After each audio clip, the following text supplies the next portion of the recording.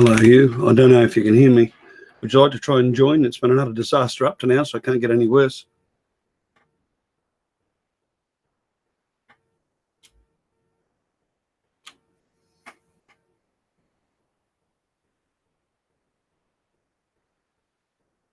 You can hear me? You want to have a go? I'll stick a link in here. I think it'll work. I can't be bothered emailing it around at the present time. Yep. I'll find the links later, the emails later. When I opened it in Hangouts, I was able to just type in and join a link, but that didn't work. So I'm trying a different way now. Did it work? Oh, yeah. Oh. Holy shit, look at that. You're hosting your own. Well, that's better than it went before. And thank you for being the first person to join.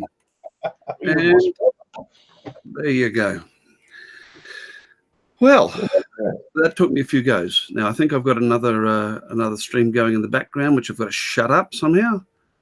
Oh, you do? Okay. No, I don't. That's good. Okay, cool. Well, that's a start anyway. Oh boy, they're a patient. Sorry, mate. What was that? I said it's the Ari Laver show. Yeah, that's it. The Ari Laver show. God forbid that it should ever be that bad. Okay. Yeah. Look, it all seems to be okay. I just got to figure out how to do a few things like mute people's volume, change people's volumes, and this sort of thing. Which apparently, oh, that's how I invite people. I see. Apparently, yeah. Look at that. Okay. There we go. You get your second guest. Yeah. Hang on a sec. Well, I'm still playing with multiple. Oh, hello, mate. Yes. Okay, mate. Not a problem. Yes, it's 7:10 here, or 7:20 now. The wife's got the kids getting ready. Okay. It's getting dark. No, that's not. Ah, there we go. Oh, damn it! I'm suffering from lag. Is what it is. Ah. Okay, I've just sent Claude a link. That worked. Okay, this isn't too bad. Yeah. Perfect. You've done this before yourself, haven't you? I have not. I have never had a Google Hangouts thing with guest ever. Wow.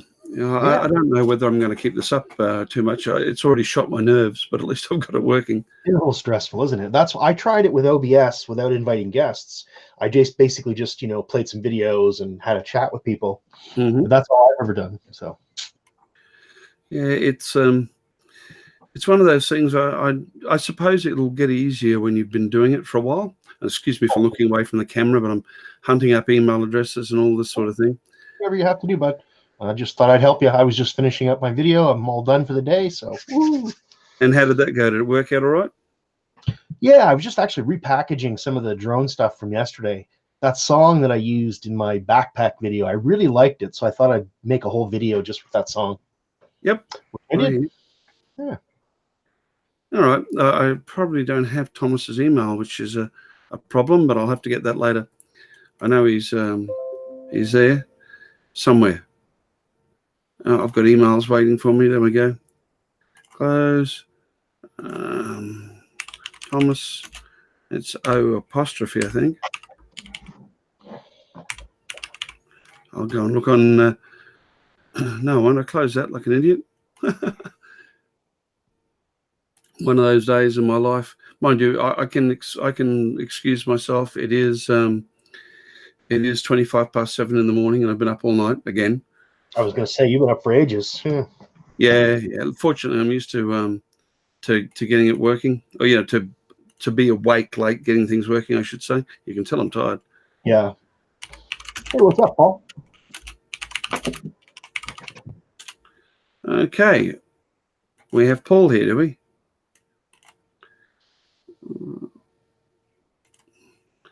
Hi, Paul. How are you, mate? Okay. Now, obviously, this thing remembers this sort of thing because I know that the other guys are remembered as moderators in everybody else's channel. The moderators, for sure. That's good. Oh, now, see, this is the problem. Okay. That's the problem with having two web browsers open. You get even twice as distracted. Hello, Sergeant First Class Ken Simpson. How are you, my friend? This is my first working, anyway, live stream. So that's something. You can tell by the way that my hair's all hanging out that I've been tearing it out for a couple of hours trying to get it to work, but there we go. It's simple, said Claude. Just do this.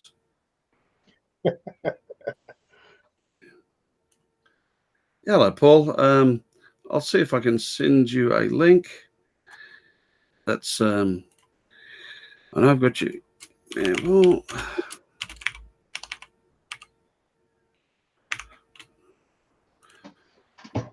doesn't seem to be finding you in the search. And I probably don't have an email address for you. Look, at this point, the address changes each time, I think. So I'm just going to copy and paste it in the chat for those of you who want to join. There we go. I'm pretty sure that will get you in. I'll drop it out if any of you join in. Dear, oh dear. Oh, and what's happened here? Looks like exploration obsession. Les is in here, but he's got his camera off. That's cool. He must have seen the link in there before, I guess. Yeah. Of course, there it is up above. I'll delete it now that I put it in a second time. All right. Now, look, I've got the stream working. I've debugged it. Now I've just got to think of something to say. Yeah. Yeah, that's the tough part. Good. Thanks, Paul. I will add that in, although there's a link in chat there if you want to try and join. I'm slowly building myself up a database of contacts. I used to have a big one when I was gaming, but it sort of fell away as an absolute necessity. There we go. Display as. As soon as somebody else joins, you'll have somebody to talk to.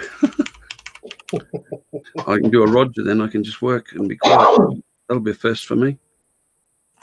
Well, I just figured I'm literally just hanging out. You're literally just what? I'm sorry?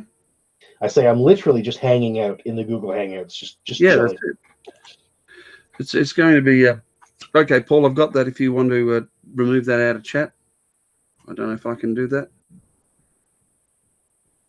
Yeah, I think I can remove it. Okay. Yep, I can. That's cool. And all right. Well, maybe it'll.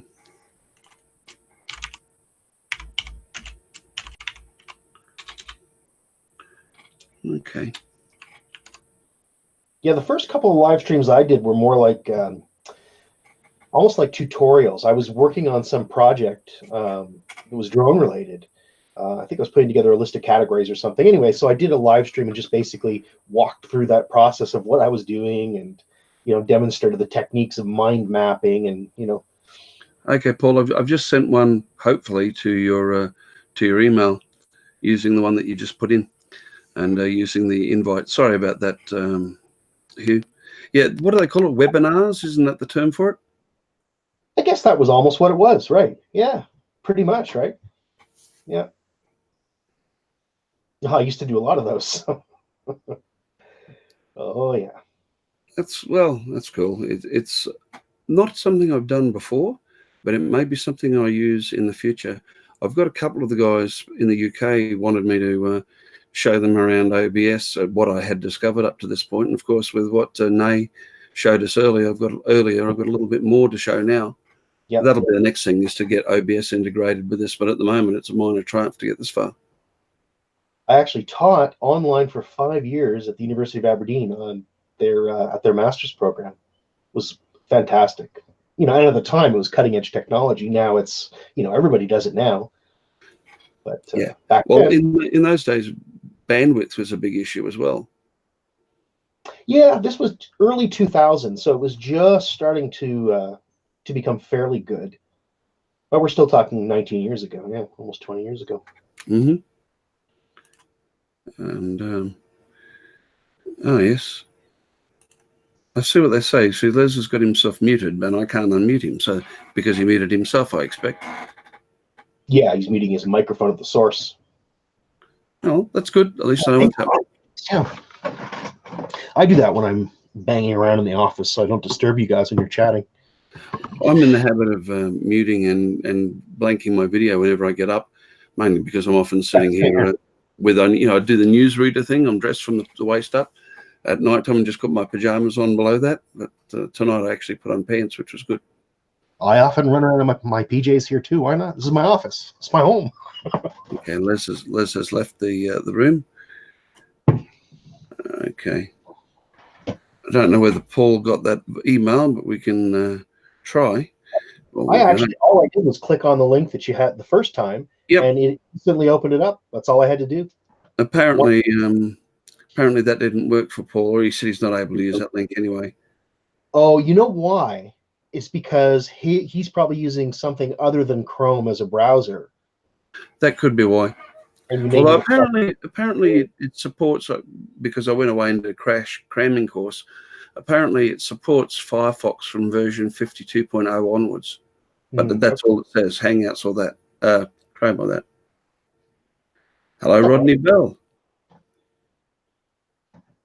I know I've received an email back from you, Rodney, but I haven't checked. I'm assuming you're still at work. Now I've got to wait for that to come back. Oh, it's 5 minutes. Okay. He should be done work now.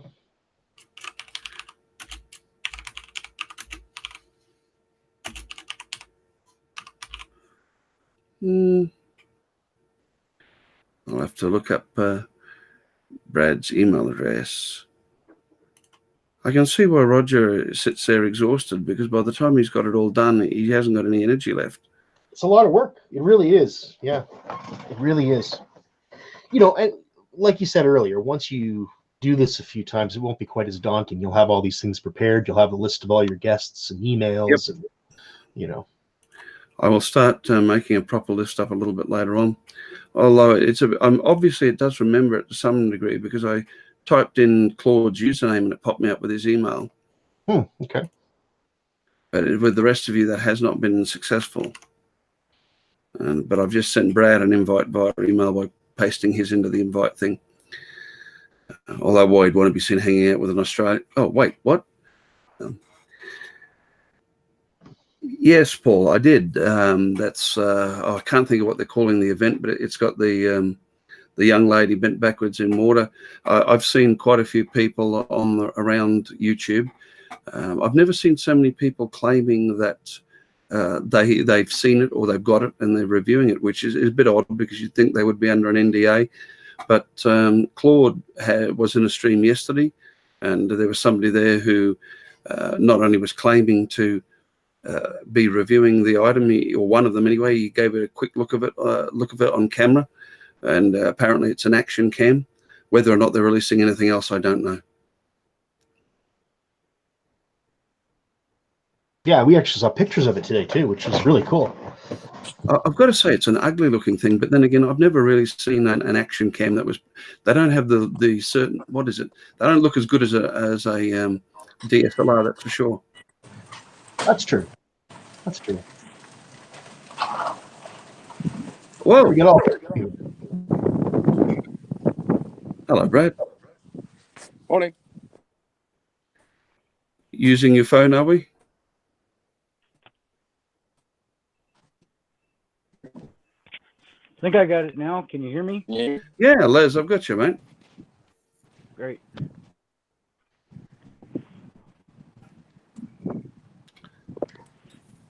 I'll try again, Paul. Just hang on. Can you hear me okay? I'll get that email address.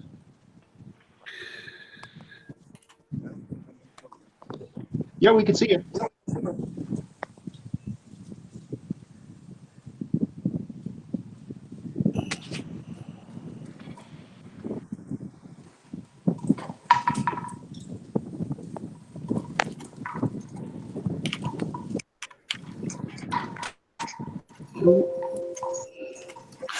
Now, I could have sworn I saved Paul's email address.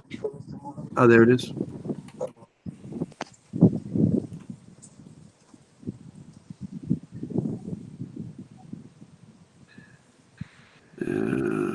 P. Murray, 4806 at AOL. I'll try it again.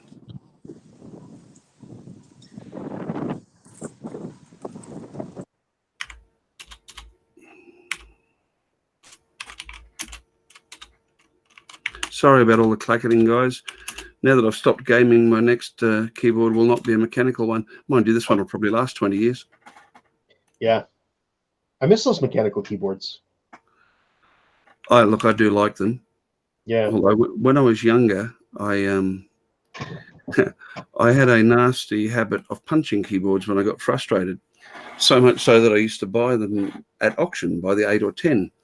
After trying to punch through one of them, I can tell you that I was skewered. I got a heap of Chiconies one day.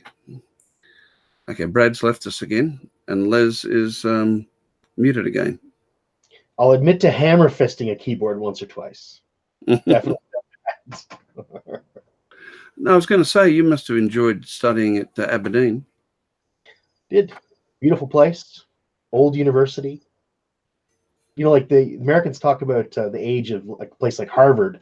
Aberdeen was founded in 1495. Not a problem, Brad. At least I know that it was you dropping out and wasn't me mucking something up, so that's all good. No, Paul, it's all okay.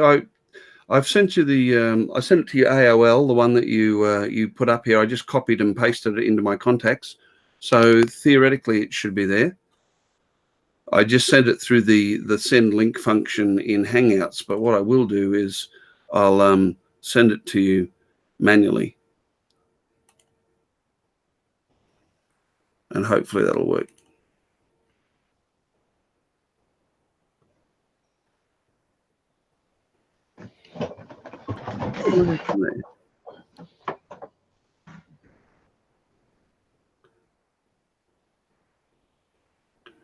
Okay. I forgot it's Thursday night. Tonight's Ken Heron's night in a couple hours. Oh, well, I'm not going to compete with him, that's for sure. Not that I mind.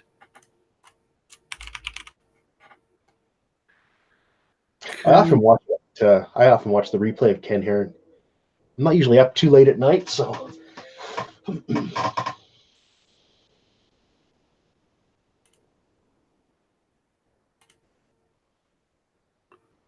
Share via email. Yes, but it wants me to. Okay. Sorry about this, Hugh. It's all a bit fraught the first time round. Okay, I've sent it also manually, Paul. So I sent it through the YouTube application and just manually via my email, probably from my private one too.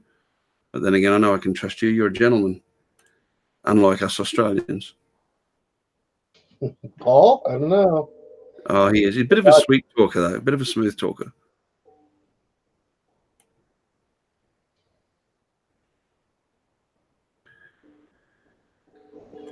Oh dear, this is interesting. When I want to go and look at something that I've sent, having a 17 or 19 email accounts, it can be interesting. Oh, for sure. Yes, cool, done. It went. Yep, from my private email. There we go.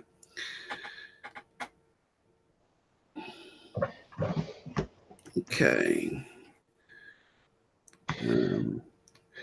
Hugh, you and Claude were cracking me up earlier on Claude's stream. Morning. Hang on a moment, guys.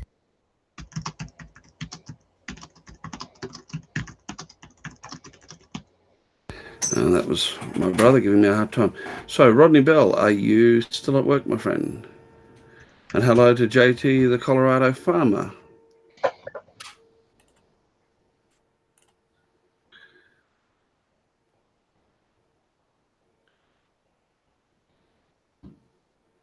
And hello, Gary. There you go, a wrench for you as well. That's good. Anybody who'd like to join, just drop me an email in the link. You're at home, Rodney? Okay, not a problem. I'll shoot you a link one way or the other.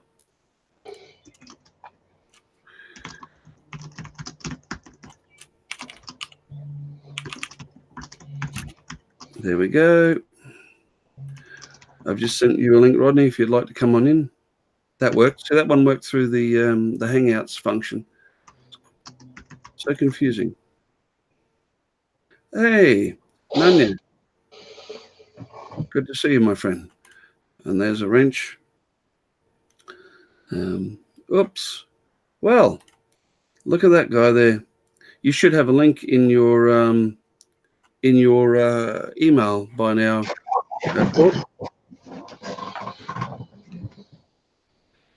Well, I finally got it going after a number of attempts and making myself look silly. I've got to say that I had Thomas O'Sullivan in. I actually got Thomas O'Sullivan to come in. That's one ahead of most people. Ooh, He was nice. very, very patient. Oh, he's got the typical storybook Irish accent too. Pro. Yeah, that's what I sell myself. I've been selling myself on YouTube. Just installed a new commercial router. 5 minutes in, it seems rock solid. Well, it's good to buy a good quality one. I spent quite a bit on mine, but at the time I bought mine, I was running a full ISP from home, web server and mail server, domain name and this sort of thing, but I was running off a single IP address. So I had to have a very involved routing table and port forwarding within the local network. So I had to pay up big for one.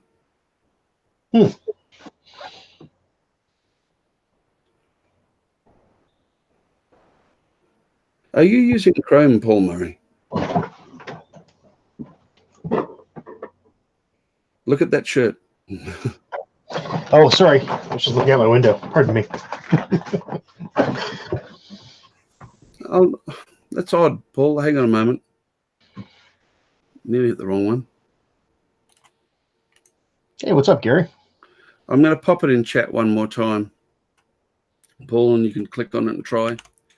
There you go. See if that does any better. Obviously, I've got a lot to learn about this, so if I can get it right once, I'll be happy. Okay, Rodney, not a problem. Anytime you like, I'll get to your email reply shortly and see what you said. If somebody joins and can talk to Hugh, I'll have a look then. Well, you can tell the sun has come up through my window because you can see the color of my rapidly thinning hair.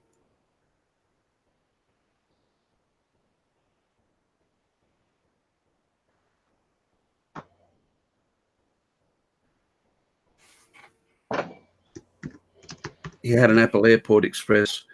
They can get a bit flaky with age. They do get hot. Most switching equipment does tend to get very hot, and heat is the enemy of them all. Gary, there's a link up there above for I believe it's the correct link for this if you want to join me. And Hugh? Sorry, what's that? I'm just typing here somewhere else. Okay, Paul, not a problem.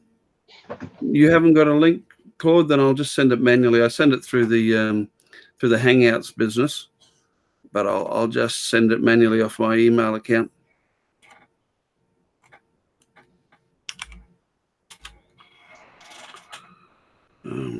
It is. What's going on? Have you had one of those days? Yeah, every one day is one of those days.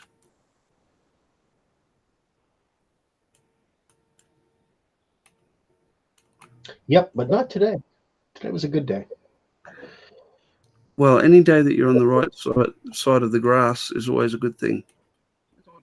Well, it's something anyway, right? Yep. Yeah. Claude, geez, Ariel let anybody in here. Yeah.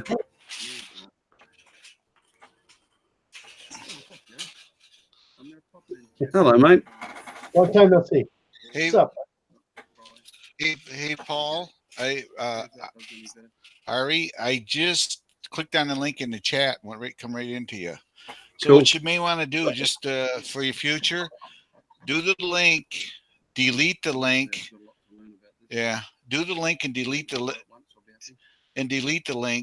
and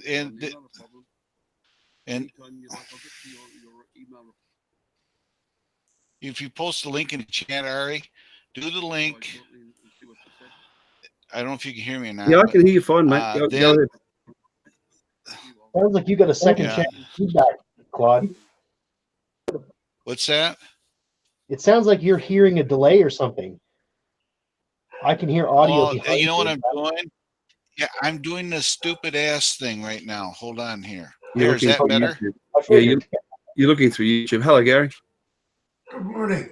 Yeah. What's up, bud? When you post your link on the chat, Ari, Playing with my just to let you volume here. know, remove it and keep putting it up there so that way you don't get people like me coming in on your chat. Okay. Hey, Brent. Right, I'm catching up with all this business. It'll be a different link the next time, correct, Claude? No, it'll be the same link, but take it off, and Yeah, I then have. when you get the amount of people, and just add it as you mentioned somebody's name and look for it. The minute you see I've got him, the same remove old problem. the I link. don't hear Claude at all. You don't hear Claude at all? Do you hear Hugh? Can you hear me, Gary? Yeah, I There hear you you. Gorgeous man. Okay, you hear me. Good. Okay. But you don't hear me. I'm gonna opt out. I've got low broadband this week, Mm-hmm. and that could be affecting how many people I can see. So I'll opt out of here and I'll watch the stream on YouTube. All right, Gary. Well, thanks for joining me. It was my first time round, so that was good. Brent can hear everybody, so that's good. My pleasure. By the way, how are you doing tomorrow? Well, that's it, exactly. Keep up, America, why don't you? I'm well, thanks, mate. you We knew have, I was going to respond. We have a time zone in Canada that's half hour ahead. So there's Eastern, and there's Atlantic, and then there's Newfoundland time, which is half hour ahead. And somebody said, why are they half hour ahead? Well, it's pretty simple. They've already done all the work. That's right. We're almost as far ahead as you can get in time zones. New Zealand is a little bit ahead of us, and they have an island. I can't think of which one it is. It's one of their territories a little bit further out in the Pacific, and that's the first place on Earth to turn over. That's the first one to see the new year every year. Wow. First to see the new day every day.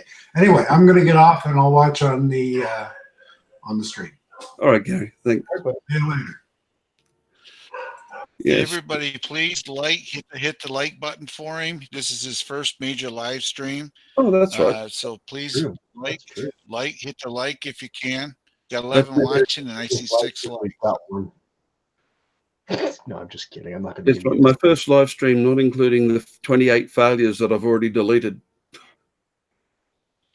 Well, don't feel bad. When I first did this, it took me about a half a page of stuff to figure out what I was doing wrong. So, well, you I know. tried starting it up through YouTube and did, and then couldn't figure out how to add other people. I was doing something wrong, obviously, and that's right. I was just hitting the little camera icon on the taskbar and saying "Go live," and then I'd open up Hangouts manually, but the link wasn't working, and people could join me in Hangouts but couldn't see me on YouTube. But this time, I'm not using the classic studio. I'm using beta. But I opened up the studio, went to live streaming, and started a scheduled live stream, but scheduled it for now because I looked at somebody sent me a video, a tutorial, Brad, and somebody else linked it to me before Brad.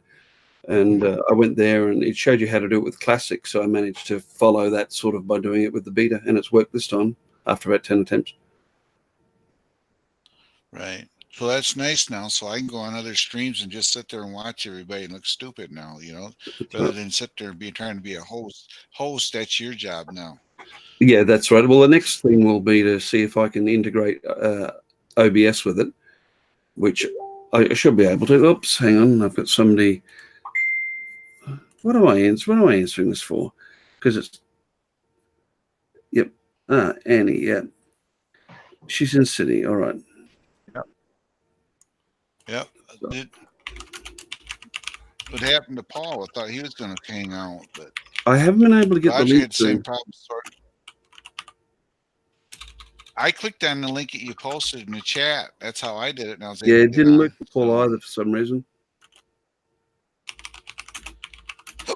Well, he's in Michigan. He should be able to work.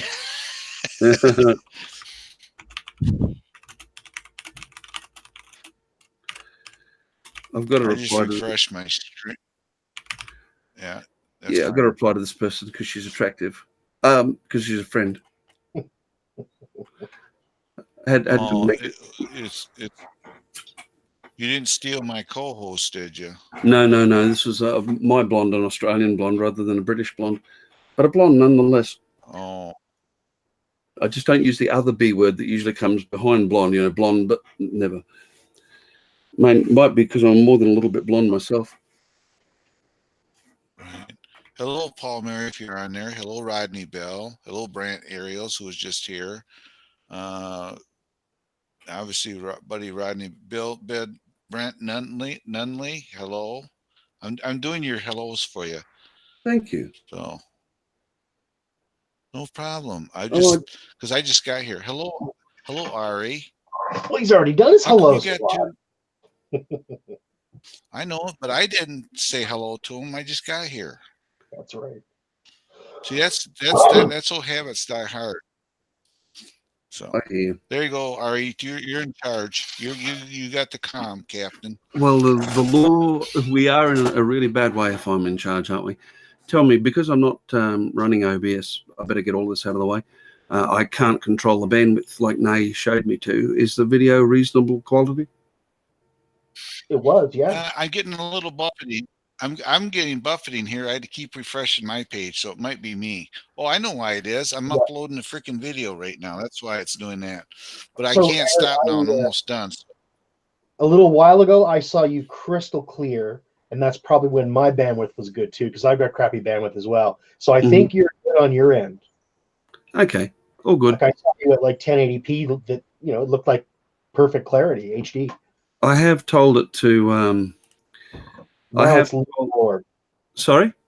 Now it looks like it's lower res, but that again could be just my bandwidth issues. All right, I'm going to be rude here. You guys keep talking. If I crash the channel, the last time I tried this, it crashed the channel. If I do crash the channel, I'll restart and just forget all about this. But I'm going to try and integrate OBS into it now. So we'll see how that goes. God help us all. Well, it's all a learning curve, isn't it? Hugh, if he crashes the channel, we're stuck in YouTube land forever. Forever? Oh my God. Forever. Zoinks. Yeah, I keep thinking that it keeps every now and then you get like it's buffeting looking for the video, but I'm uploading right now too, and I'm at almost 70%, so I don't want to stop it. So I just put Before up it's with going to let me do this, I've got to release the camera from here, but I can swap to a different camera. Oops, no, that's not how I do it. I can tell it to use the one in my notebook, as lousy as that one is. Okay, that worked. That's obviously that would have got very grainy, but that allows me to hopefully integrate it with OBS. Hello? Paul, just nautical terms. So what's supposed to happen? Like, what should we see? Nothing yet, but I had to release the camera from Hangouts before I can integrate it on. Yep, that's it. Okay. Right, now that's that one. I've just got to find out which. Right, now we're going to try and bring it to OBS camera. All right, now we might have it up and running by now. You've just got to tell me whether my writing is the right way around. Yep. I don't see any writing. At the bottom. Okay, they've got the ticker on the bottom. Hold on. Let me look at the actual Google. There it is. Okay, you got it, Ari. Okay. I'm looking at the freaking YouTube page. Well, that's good. Now So you figured it out. Yep, I think so. Now the only thing I've got to do a little bit more work with OBS on how to integrate or to mix in other screens and so forth if I want to show people things. But sharing stuff through, as you learned how to do tonight, Claude, sharing stuff through the Hangouts is good enough for me. You still got Google, right? Sorry? You got Google running, right? Yeah, I'm running Hangouts. Right?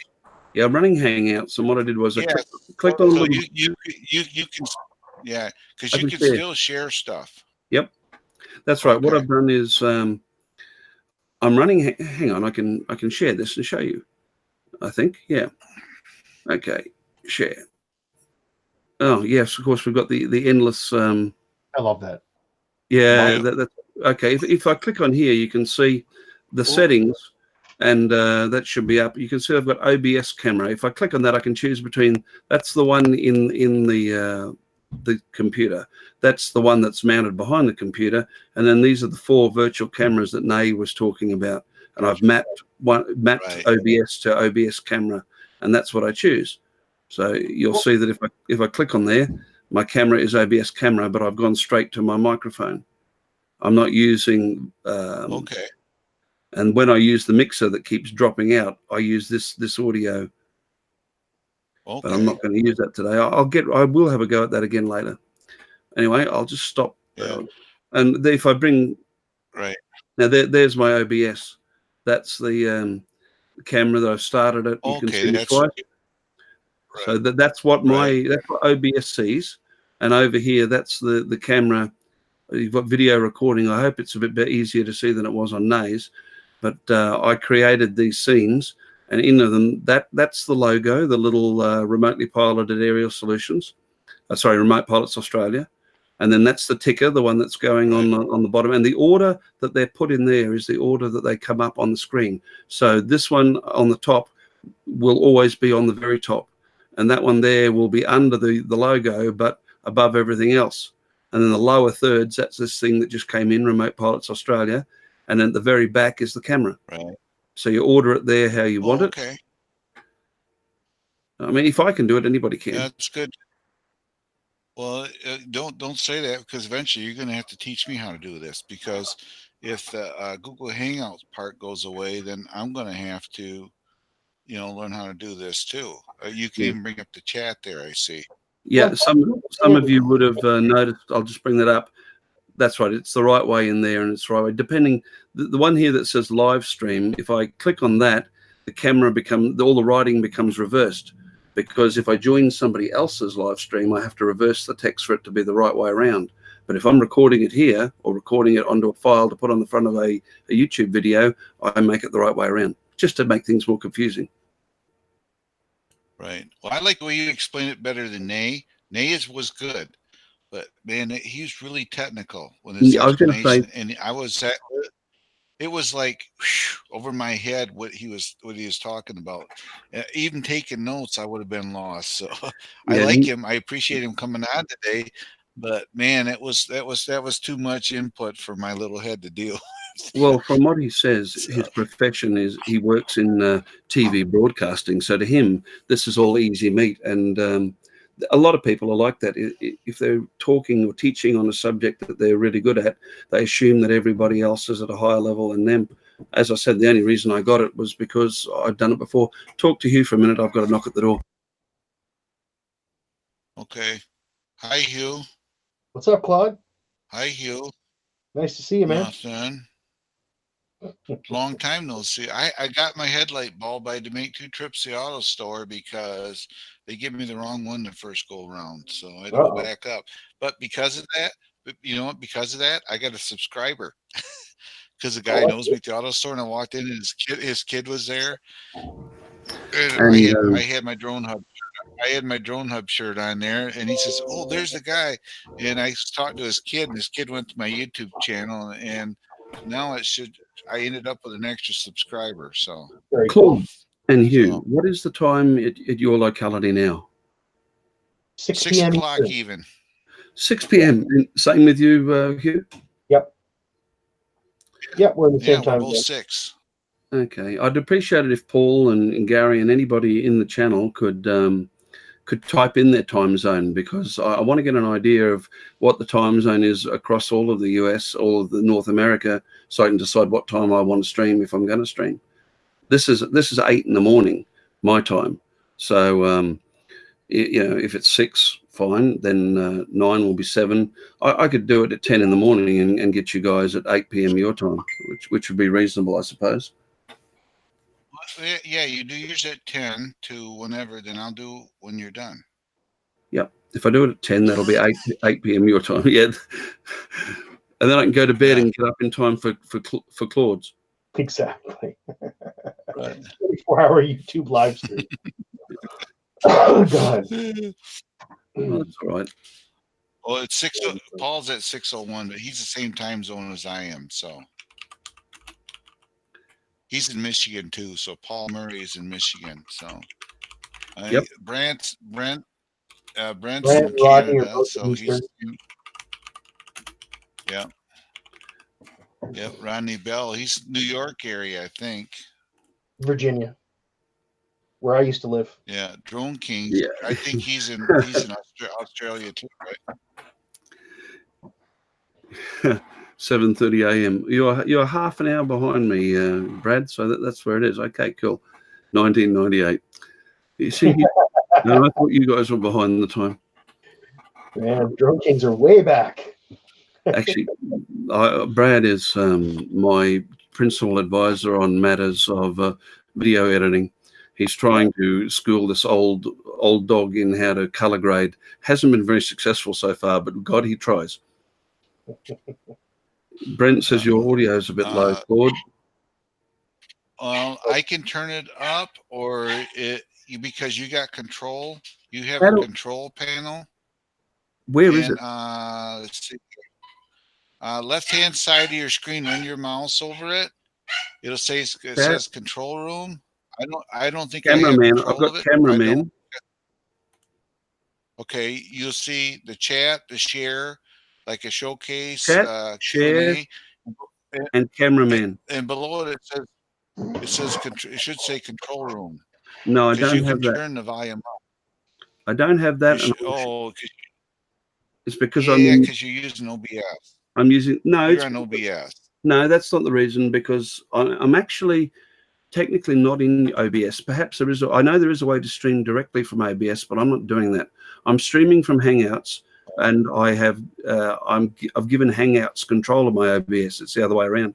But why I haven't got it is because I'm using the Studio Beta, and all the rest of you use the Classic.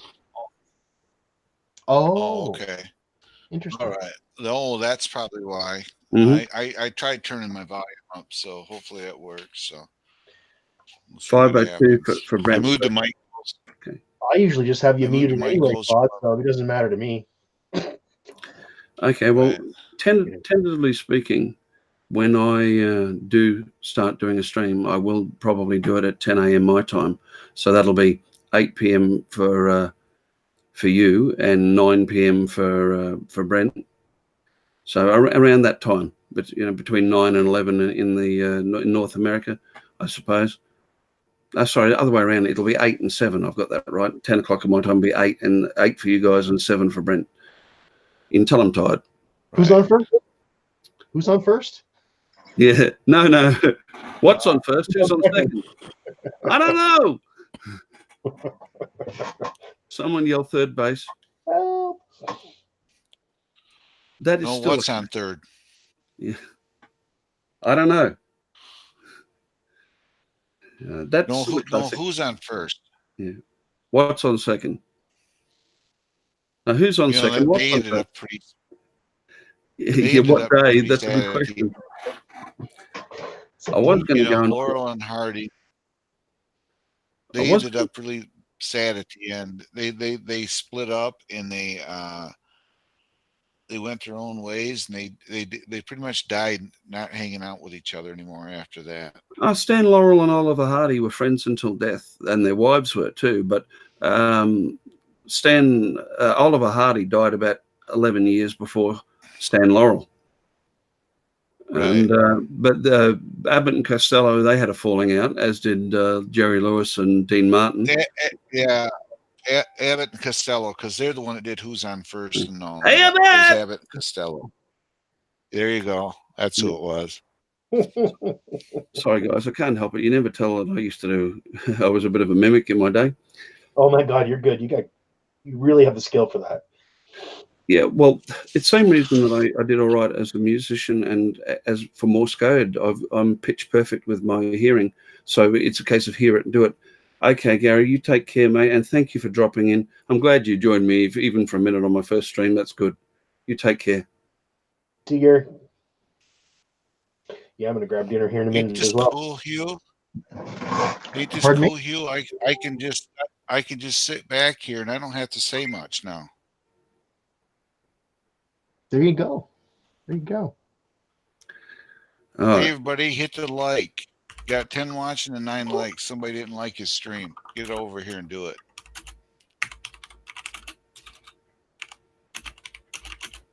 This is going to help your analytics too, Ari.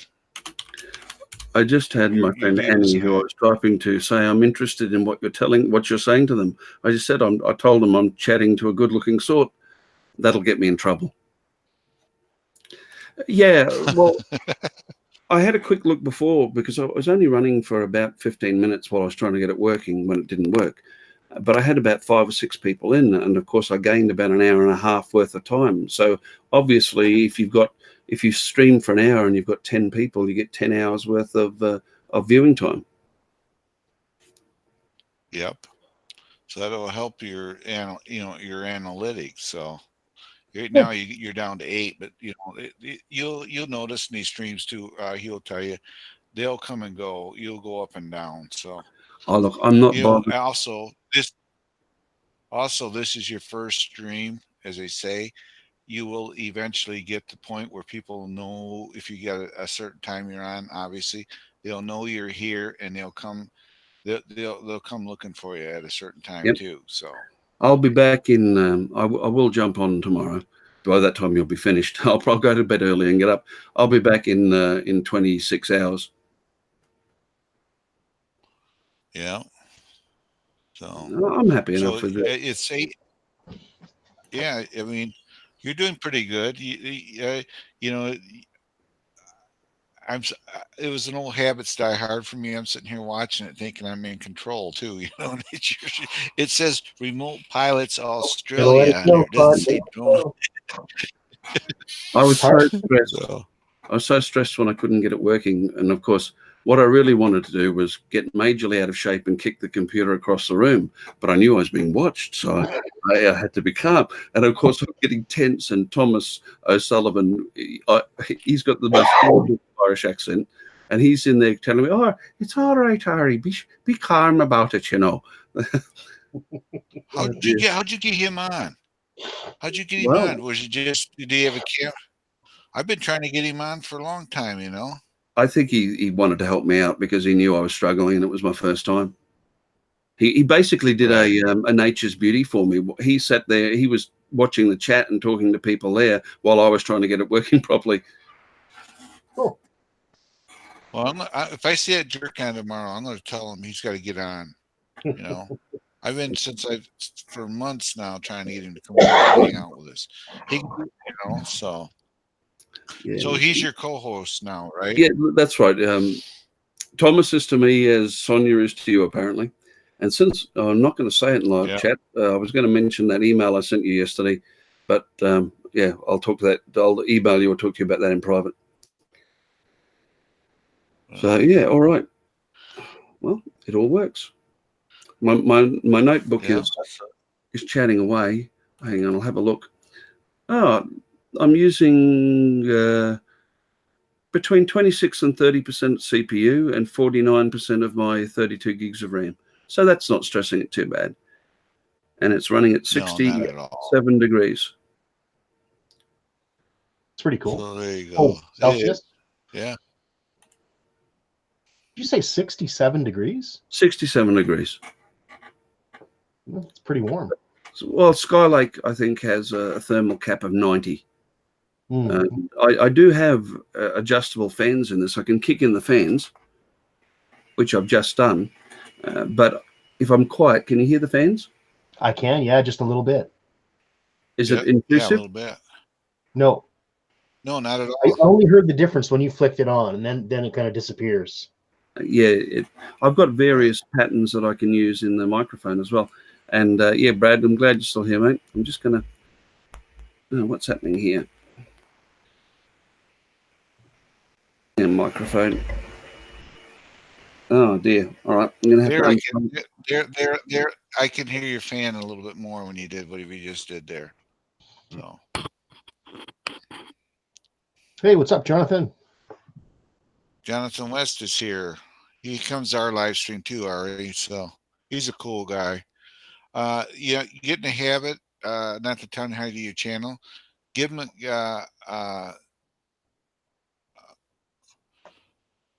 am I trying to say? Go to get in the habit of giving people wrenches. That way they'll help you keep the bad guys out. I'm not a permanent on Lloyd's live stream, Paul. I just going to fill in for when Mel can't be there. So yeah, I did it once, but if he needs me, he knows how to get a hold of me. He's got my phone number. So Yeah, and you got to hang out with Ken Heron. I did. That was I got to talk to Ken Heron. Yeah, there And you he go. was actually talking back at me. So yeah, I got to hang out with Ken Heron on Mel's live stream, and we were talking about the prop flying off in his video. Yeah, it was cool. You know, Ken's was That I was the think first very time first road I watched. Yeah, that was the first time that I ever actually, other than comment and chatting, him saying hi to me, I actually had a kind of a conversation with him that night. So that was pretty cool. Nice. He's a pretty cool guy, actually.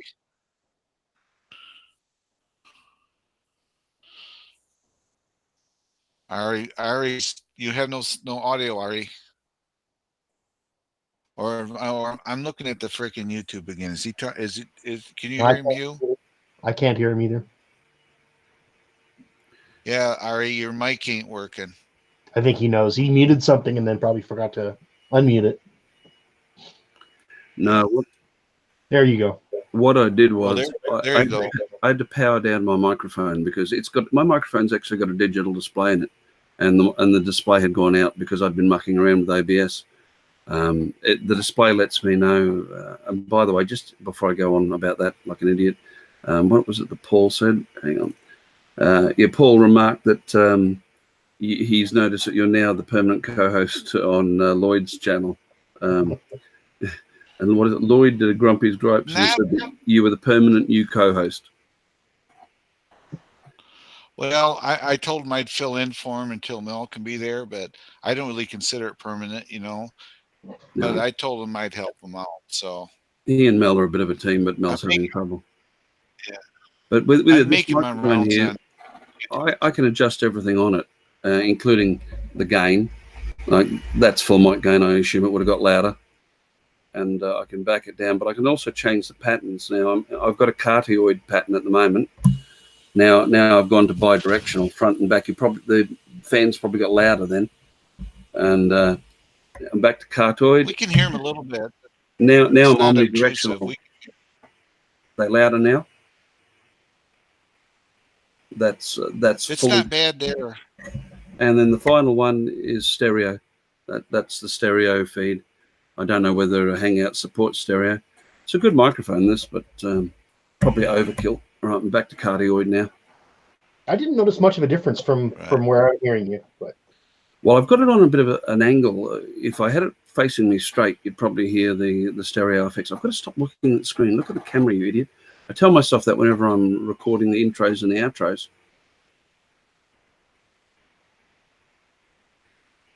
All right, well, I'm going to go make supper, so I will see you guys later. Thank you for coming in here. It's greatly appreciated. I'm glad that you kicked everything off so well. I'm just trying to do,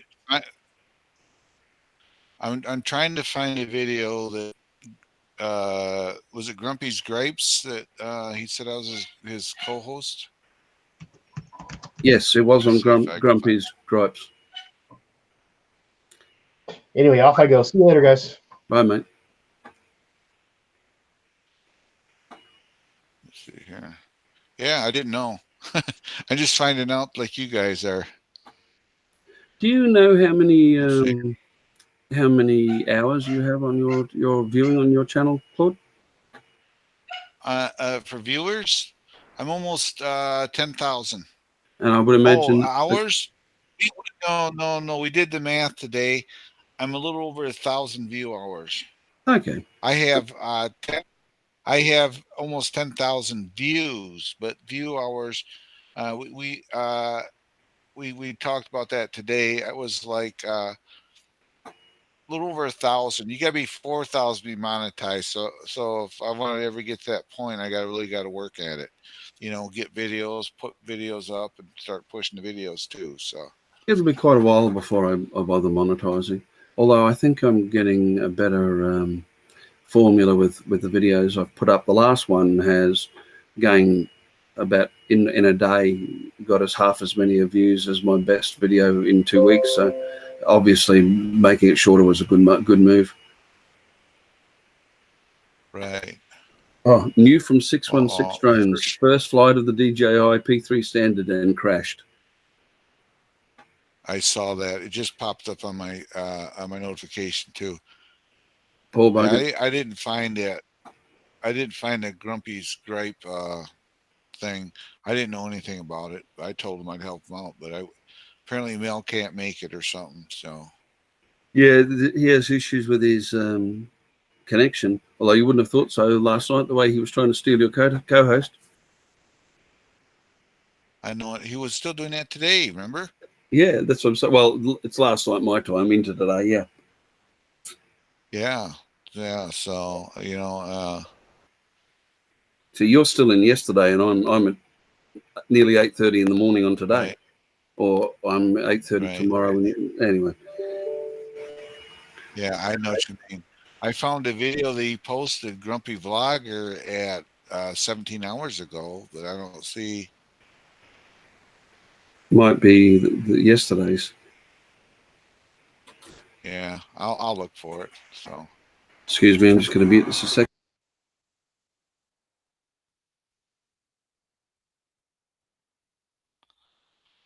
yeah, Drone Kings of Darwin. What you got to do is just get your friends that subscribe to you to say, hey, can you at least watch the video through and then hit the like and that, just let it run or something that, because that helps your analytics.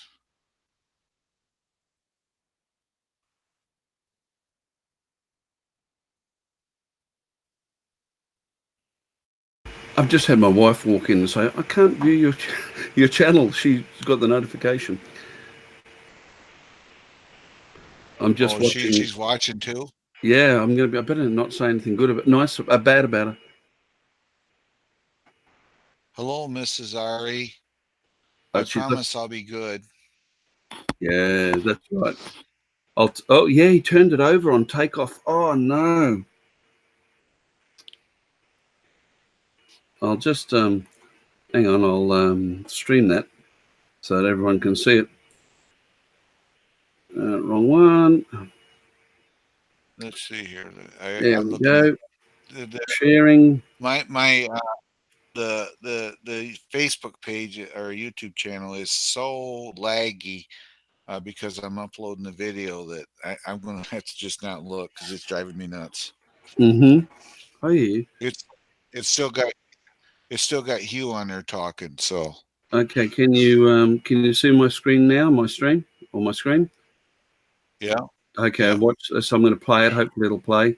This is 616's first flight with his Phantom 3. He's taking off. Nearly took his own head off straight into the car and turned it over. So I don't know what's worse, the drone or the car. Poor bugger. Dear oh dear. It's probably his pride. Probably his pride right now because he recorded it. Well, he put it up. Eh, I've still got the well, footage of me yeah. putting the spark into the tree to mix up and put that up as well. Well, I flew a spark into a telephone wire, and it That's fell easy. down. And I know I didn't. I was showing a guy how it flies and how easy it flies. And I went out on the road, made a turn, and forgot the freaking wire was there and right into it. And Mm-hmm. then it fell to the ground. And he says, "Well, what happened to it?" I said, "I don't want to talk about it." Yeah, it's easy to fly I, into. I Yeah, I bent an armature on it, so I had to get another motor for it. And the arm that holds the motor, I cracked it a little bit, so I just took some really good epoxy, and it's still flyable. Then I had to replace the motor. I got it from China. It was like $12 for a motor for it, so it wasn't overly bad. Then I put the motor in, and I go to take it out to test fly it, and I lift off, and it flips right over on its back. I didn't realize that those motors, you can wire them in reverse, and it was running backwards, is what it was. So I take it all back apart, resolder the wires to the right direction, flip flop them, then it was fine. It still flies good. So that's not the same spark. So I mean, they're pretty indestructible. So Brad has just said that his videos only get 60 to 90 seconds of watch time. So he's thinking of making a 4-minute video with 90 seconds of footage and the rest black screen. And you know what? They'd probably watch to the end trying to figure out what was wrong. And Brent's daughter has just dyed her hair black, and in order to get it back to her natural color, they have to turn it orange and let it rest and then dye it again. I wonder what her natural color is, and she's in tears. How old's your daughter, Brent? That's the other question. And what is her natural hair color? Tell her it could be worse. She could have naturally red hair. Mine used to be red before it started fading. Yes, Brent, that could have had really hurting. Yeah. Brent asked, do you guys oil your motor bearings? To be honest with you, I never had. No, I don't. And I usually test spin them with my fingers. You can tell if a motor's getting bad. You know, you compare it to the other motors, and if you get one that turns a little harder, that's usually a good sign that the motor's getting bad in it. So yeah, or they've become loose. You move the outer armature around, and you can feel it going clonk, clonk, clonk. But if I was playing with a model train or a model car or anything like that, I might lubricate the motor. But they're brushless; they're not meant to be lubricated. And I'm talking about something that could be flying 500, half a kilometer away and 400 feet in the air. Once one of the motors starts to get dodgy, they're not that expensive. They're between $15 and $30, depending on the model, up to the Phantom 4. I'll just buy another one.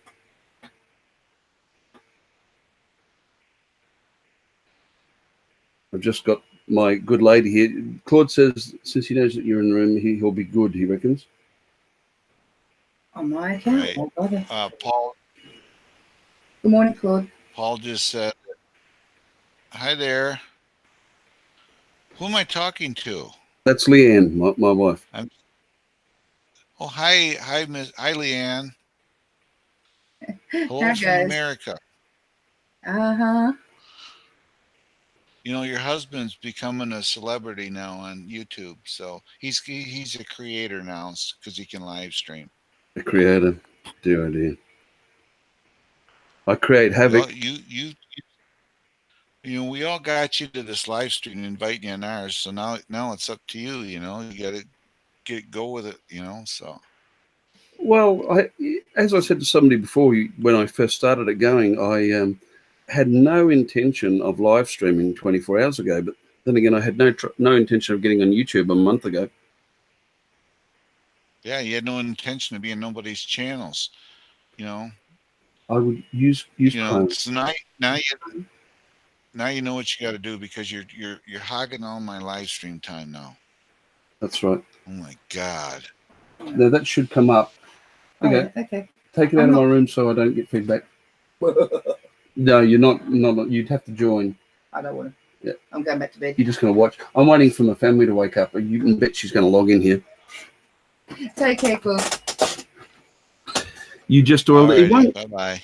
It won't hurt them theoretically, Brent, because being brushless, there's no open contacts in the motor. All the wire is lacquer covered and insulated. That's why when you fly them through rain, it's never the motors that crap out. It's always the controller boards when water gets into the shell of the aircraft, the hull. You won't have harmed it by oiling it, but the problem is anything that's oiled picks up dust and it ends up acting like a light abrasive. So make sure, if you're going to oil those motors, make sure you always take off from a landing pad. Yeah. Paul said it's a dance Novice off now Quads. with Lawrence. Hey. Novice Quad is here. You know, My friend Novice have a Quad, wrench. I don't think they've never been on my live stream either. I'm really hurt. What can I say? It's my good looks and charm. Who is it? Who's the other part of their group? He's been on my channel. Anybody? Oh my God. Are you saying that if the next time I start a channel, it will have the same link to join it, Claude? You mean that from your Hangouts? No, it'll have a different link. Cool. You'll have to resend people every time you restart. It'll be a new link. Thank you very So- much. I'm just going to stick. There's the link to join for anybody who wants to come in and help me create havoc for the first time around. And just bring up some more stuff in the background. You'll have to excuse it if you can hear a whirring, Lawrence. That's my notebook's fan. I've manually forced it onto fast. So there you go. Those Phantom 101 has been on my popped in my live stream. Thank you, Paul. That's it. I But had to they're all thank- those guys. Yeah, he's popped. Yeah, but the Phantom 101 has been popped in too. I generally stream a couple use a times. pad, Brent, unless I'm taking off from concrete or something like that. But if you're oiling your motors, I'm quite sure a lot of people tell you shouldn't do it under any circumstances.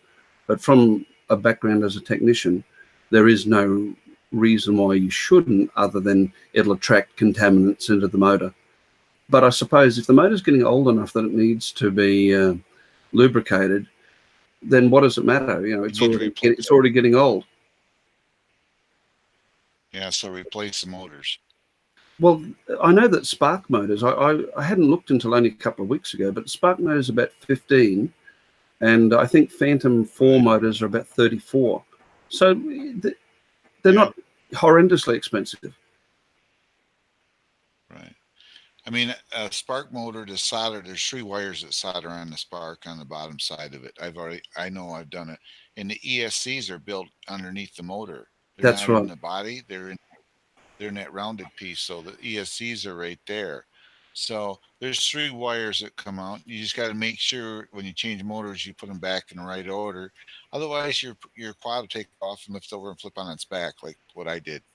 That was with the spark, though. I'm glad that 616 drone doesn't live in Australia, because the Phantom 3 is the one that I'm studying up to do the service work on. Oh, that was a Phantom. No, it is a Phantom 3 that he turned over on takeoff. Yeah. I wonder if something happened the way it did it, because he knows how to fly drones too. So for it to just do something like that, there had been something that screwed with it. I think it could be. It could be. But it was the first time that he'd flown it. Yeah. So it But could you be. can try, Brent. They make electronic oil, like they use for some electronics switches and that. You could try that on your motors if you're going to try. And just don't go out and buy like WD-40. That ain't really a lubricant anyway. So Phantom Flights here.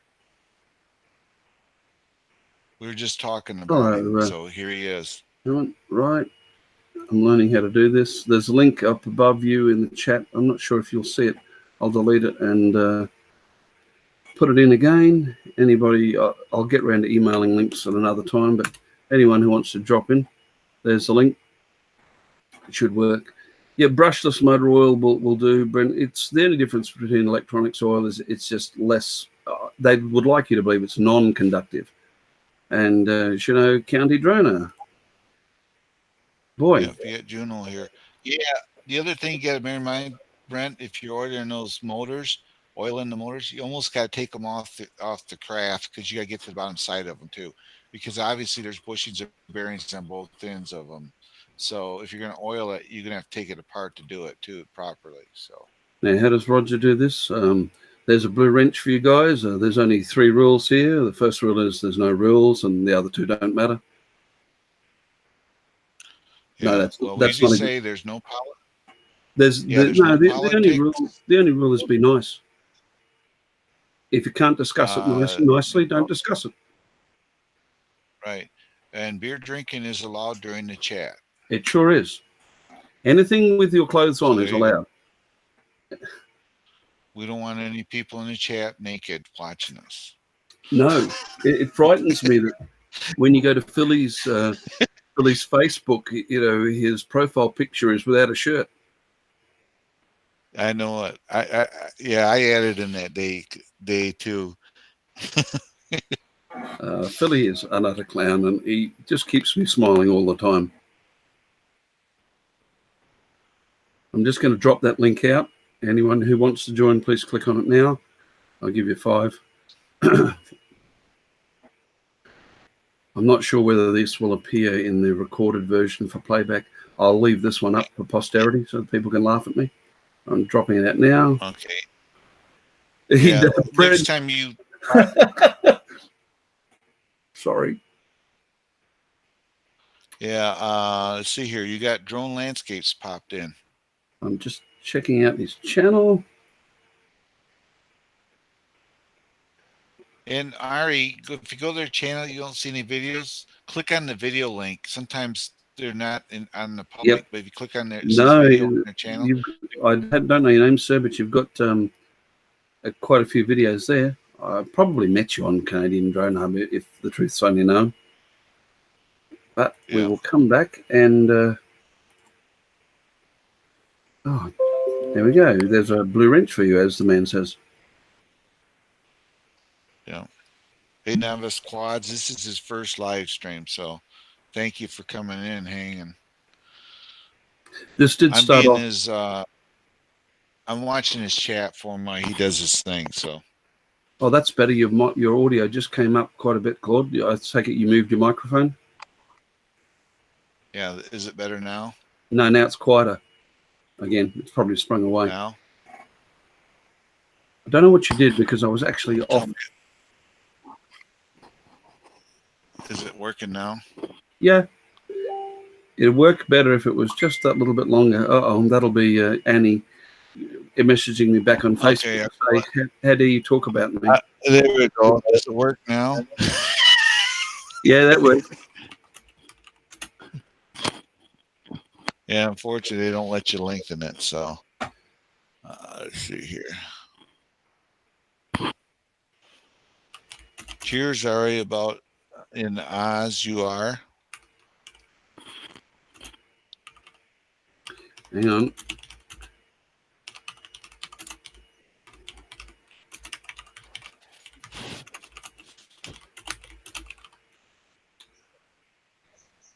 Hello, Claude. Hello, Ari. Ah, there's a familiar sounding voice. I don't even have to see the face.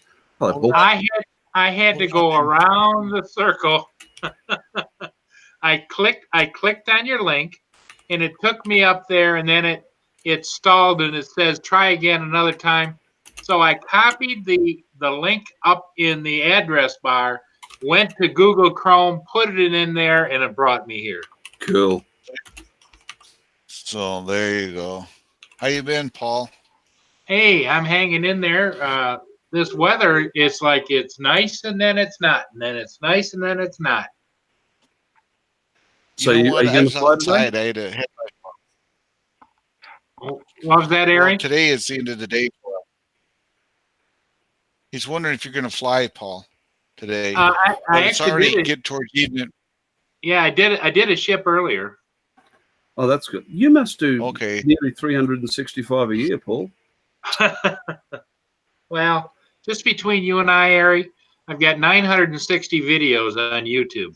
And how long has that taken you to accrue? About 2 or 3 years. That's pretty good. That's a good work ethic if you're only getting paid more for it. No, I'm not getting paid for it. It just, I enjoy it. It's like Claude enjoys what he does, and I enjoy my flying. It's just, it just gets me out of the house, you know, bad back, bad knees, and you got to keep moving as long as you can. After that, they'll carry you out feet first. Yep. Is Brent, you're off, Brent? Okay, exactly. Take care, mate. Thank you for dropping in. It's good to have all the familiar faces in on my first stream. I hear what you're saying, Paul. If you've seen my latest, you don't want to die before your time, so you stay active. So yeah. Well, I used to use metal detecting for that. I had quite an active life. I've always run to heavy set all my life. I used to do 6 days a week at the gym, but after this injury, they stopped that. They stopped me riding my push bike, so I used to go metal detecting, and now I've got droning in on that as well. But I managed to go out last weekend, which is where I got the footage for the latest video, and it was absolutely a ball. Really enjoyed it. I want to go out again. Now, you probably would have missed out on that Paul, I got the email today from CASA with the link to the new rules and regulations coming in July the 1st, and my life as a commercial operator has just become an utter nightmare. They've increased the requirements to keep yourself current by a massive amount, and I don't know whether A, it's going to be possible, or B, if I really want to keep myself current. Well, from my perspective worldwide, and maybe Claude feels the same way, it seems like all the countries are rushing to top the next country and then bring more rules on top of that in the next country and then the next country. And it's like they think that the more rules they throw at us, that makes them better. I don't get it. Well, I'm sure that there's a bit of collusion going on between most of the Western countries because they're all signatories to Janus, which I'm sure you know what that is. And where I saw the draft legislation that is being released, and there was a whole section there on reciprocal agreements with the US, Canada, Britain, etc., for people coming from those countries to fly here. And I'm pretty sure that in your new legislation, you'll have similar. And the fact that America, Britain, Canada, and Australia are all releasing new legislative regimes within a couple of months of one another, and they're all very, very similar. Makes me think that they're all colluding behind the scenes. Well, my question, and maybe Claude has some input because I know that he's a regular pilot as well, is that they push us to tell us that we are flying registered aircraft, even though it's UAV, it's a registered aircraft. And I know that like Canada is there's reciprocal agreements between the US and Canada. So if you're a pilot, Claude, you can fly over their airspace as long as you check in. And it's when you land, you have to go through customs and everything else. But you can skirt the country. And now there's people out there saying, "Oh no, you can't do that with the UAS because that's not allowed." And I'm saying, this is a registered FAA aircraft. I've got the numbers on it and everything. They want two bob each way. UAS are technically considered airplanes, so I don't see why you can't fly across the the waterway, the border over Canada and back. The border, I don't see why you can't, unless they're concerned with you. Not that you would do that, using that to haul drugs. That might be what they're kind of, but you can do that with an airplane. So there you go. The prisons here are having problems with it. But as far as being a commercial aircraft, we have the same standpoint here. They consider drones to be an aircraft, period, for purposes of legislation. And I'm considered to be a pilot as much as any manned aviation pilot. So they tell us that we are the real thing and we need to be regulated as such. But then when you ask them, well, why can't we fly at night or out of line of sight or X, Y, or Z? Right. And they say, oh, well, you don't have the same redundancies as manned aircraft. Well, if we don't have the same redundancies, why are we being required to meet the same standards? Yep. Well, Paul will tell you, you take your 107 license, okay? Yep. The most of the testing is basically aircraft related. Yep. Yeah, it is here. I don't understand that part either. Yeah, but see, here's the point exactly what Ari's making too is, now I have strobe lights available on my aircraft. I've got them Velcroed on there so that I can turn them on anytime I need to. But it's the idea that, okay, if I see a private pilot, because you know where the blue water bridges are. You've been there before, Claude. And American pilots will take and they'll do a circle around it over Canada, around so that they can look down at the bridges and take pictures or whatever.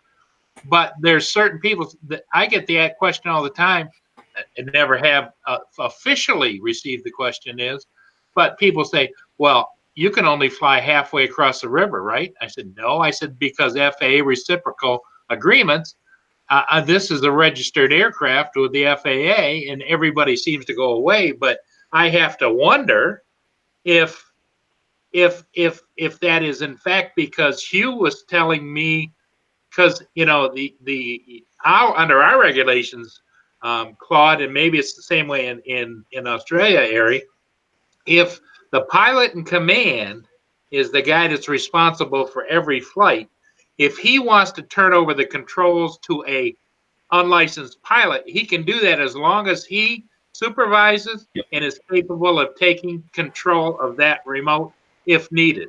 That's the same here. But of course, you said that's not the way it is in Canada. well, currently, as we sit until the 1st of July, anybody can own a drone and fly it of any age. Once July 1st comes, you're not going to be allowed to own a drone under the age of 16 in Australia. Right. But you can fly under the direction of a licensed pilot. And I don't think that's fair. I know a 12-year-old who has passed the r.p.a.s. So my view of it is that if they can pass it, they should be allowed to own one. Perhaps, look, I would accept if they wanted to put in place the requirement that a young person younger than 16 has to be assessed to see if they're responsible, if they fly responsibly. But, a half-hour test, that would be it. But as far as the rules go, and this highlights the idiocy of the new rules here, one of the things I've prided myself on, because I've researched all three areas, I've got the r.p.a.s, and I'm quite confident I could pass a British PFCO, permission for commercial operations, or a US Part 107. They're very similar to ours, and I've done the research, but I'm struggling with the new regime that's coming in here. Literally, it's a 188-page addendum to the already existing rules. So it's crazy. And according to Hugh in Canada, and I think wasn't that a discussion on your channel today, Claude? Was that can a person, a U.S. licensed pilot, go over and fly in Canada? Yeah. And Hugh said no. Yeah, I believe that's period. True. You can't even. It's an absolute no. You can't even go there with a licensed Canadian pilot and fly with him there. It's you have to apply for paperwork, which takes months on end to do it. So in other words, Canada don't want the people from visitors from other countries going in and flying drones. And that paperwork, from what I found out, is flight and time specific. So in other words, you can say, I'm going to Canada for 2 weeks vacation, so I want to have authorization to fly there. No. You can, I believe, specify a time range, but don't hold me to that. And as to your earlier question about flying halfway across the river, I think that you get away with that because the general definition here and in England, and I'm assuming it's the same in the US, is the quad. The drone is considered to be registered where it is based, and the base for a drone is where the pilot in command is standing. Right. So if you're standing in the US, you can fly across into Canada as long as you stay in the US, and therefore your aircraft is covered under the reciprocal agreement that you were talking about before, but you're still under US jurisdiction because you're standing in the US. But the minute you step 1 foot across the Canadian border, you would be under their jurisdiction and have to meet their rules. Claude, that's the same way it is for you, right? Right. Or if, say, he flies that drone from his side, the American side of the international bridge. He takes it over and he says, I'm going to land it over in Canada. Right then and there, you're breaking the rule. As soon as it touches the ground. Because you're not going through a dedicated customs area. Yep. So if you fly a plane in there, you have to land, and they usually have at these bigger airports, they'll have somebody there like a customs officer that will clear you to do your thing. Right. So you fly your drone across the river there at the international bridge, and you say, I'm going to land it on the other side, touch it down, and take off. Technically, you're in violation. Yeah. See. But as long just quickly, hello to as long as it's airborne, as long as it's airborne, you're okay. Yeah. Greetings to you, Steve Carpenter. I've given you a wrench, and welcome to my first live stream. And just for your comment, what was it, Lawrence? About the kids. Look, I just think it's crazy to blanket ban anybody under 16 from owning a drone. Let's face it, all of us are pretty mature age. I've seen you all in streams and spoken to you all.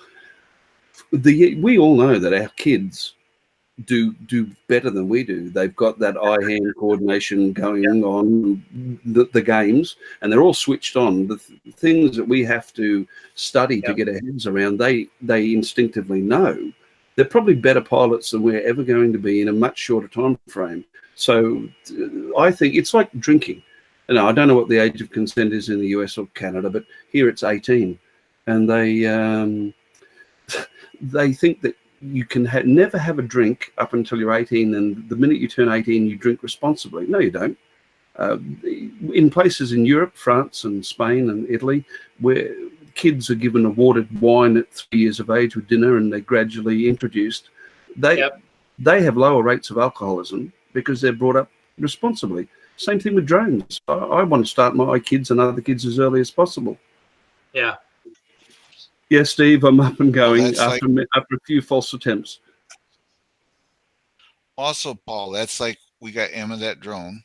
She actually was on my live stream and showed us it. She didn't have it in the box yet. It's still in the box. But she got the drone. She's 11. So her mother's got to check into the requirements for her to fly it over there too, you know. She may not have no issues, but she may not have no issues. We don't know that, but she's got her drone now. So I don't know what the UK regulations are. I don't know. The worst that's going to happen is her mother.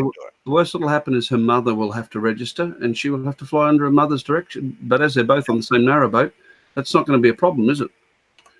Okay, Thomas. No, I don't see no problem. You do not have to apologise, Thomas. You were sticking by me and giving me help when when I needed it, and you had to do a phone call. That's cool.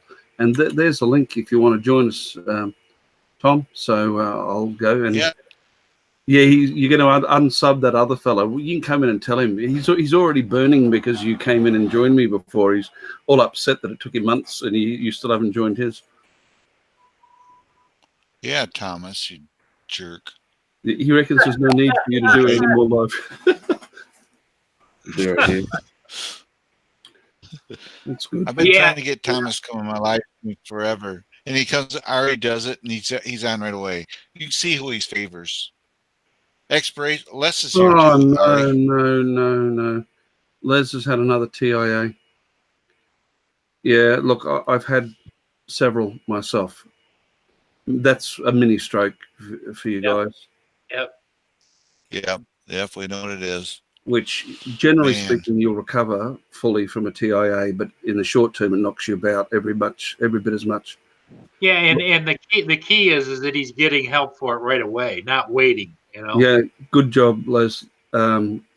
Obviously, you might get called away, but keep us updated. And if you want us to keep you company and listen in and so forth, then all good too.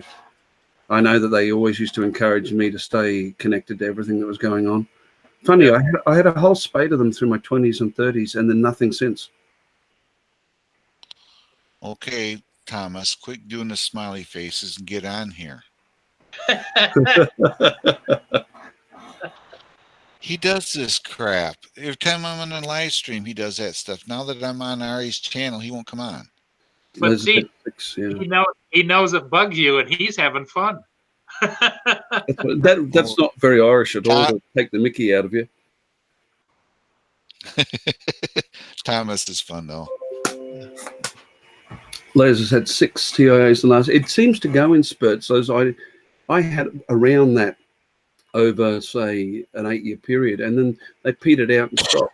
My grandmother had a big spurt through her 80s and then stopped into her 90s. You see what he just rolled, Ari? I'm good, Ari, for now. Thanks, r.p.a.s when maybe Claude's not here.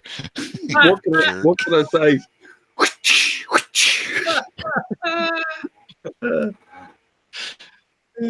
Oh, dear. I like his sense of humor. Oh, I don't know. I'm not even coming into this. There's no way I can touch that without it becoming bad, is it?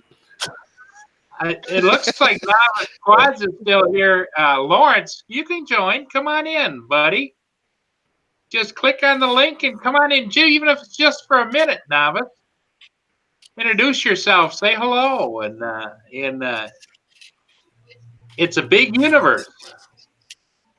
I've got to tell you, and I know this is going to sound funny to you guys. I spoke to Lawrence and Herman briefly a couple of weeks ago now in one of the streams. They are the first African Americans I have ever spoken to. Really?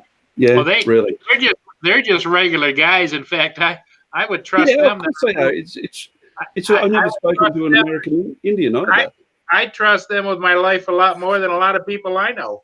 I love watching those guys. They make me laugh. They are.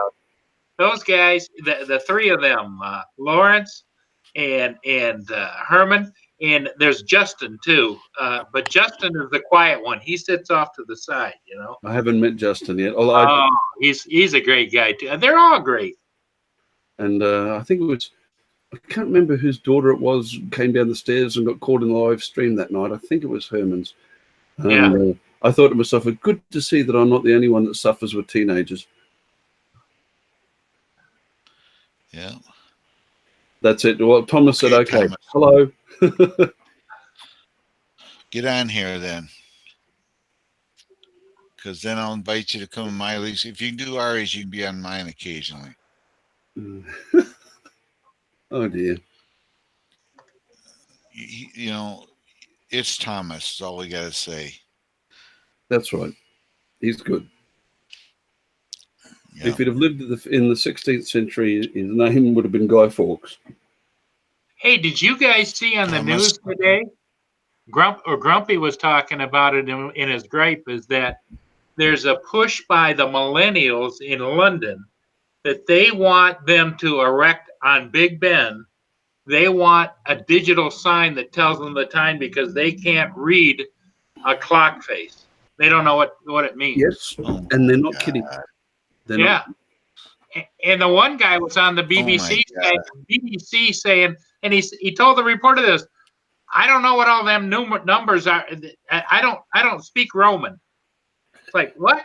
It's Roman numerals, you dummy. You know what you do? Then you say to them, well, if you can't handle Roman numerals, would you like us to use Arabic numerals? And then when they say no, you say, well, in that case, you're not going to have any joy counting, are you?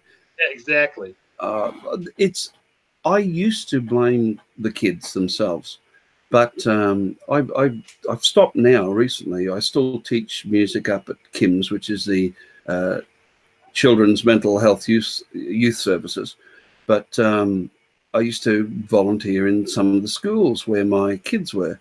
And my job in one of the particular schools, I used to sit at a desk down the back and I would take the remedial students, the ones who, and I'm not a teacher, I was given I've worked as a teacher's aide and I was given that title as a courtesy. But my job was to sit at the back and teach the remedial students basic numeracy and literacy. And I could soon see why I had to do that.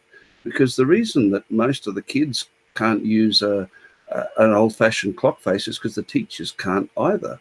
And the basic mathematics that everyone likes to sneer at the 3 R's, they could do with it now. I'm sure you guys did it. We used to sit down in primary school for the first half an hour every day and do times tables and things like that. They don't do that now. The teachers don't know how. Yeah. Well, the other thing that drives me a little bit crazy is this push towards political correctness to change everything just because they don't want something. So therefore you have to accept the fact that they don't want it. You know, it's like, I hate that. And they say, what right have you got to offend me? And of course the response is, well, you're questioning my values is offending me. What gives you the right to offend me any more than I have? Exactly. That's why when if you've seen that last video I did, I gave a shout out to Lloyd, and I quite enjoyed saying he gives us a mature-aged and deliciously and unapologetically politically correct free view of the world, and that's why I'm not quite as dogmatic about it as Lloyd, but I do get tired of the snowflakes, as he calls them, people who, and yeah. Yeah, it's a different world, and I'm 60, going to be 67 next month, and I know that my days are numbered on the other end, and so I just can't imagine. And I don't have any children. I can't imagine what it's going to be like in a generation or two. I'm kind of glad I'm not going to be there for it. Yeah, I hear you. I didn't think you were quite that old, Paul. I would have thought you were, maybe 60 at best. So you're holding that well. But yeah, I'm in the same way. I had my kids pretty late, and I'm 55 now. Spud's 17, my son's 15. And I know that I'm not going to be here when everything goes to hell, but they are. And I worry for them. Yep. Yeah, it's sad.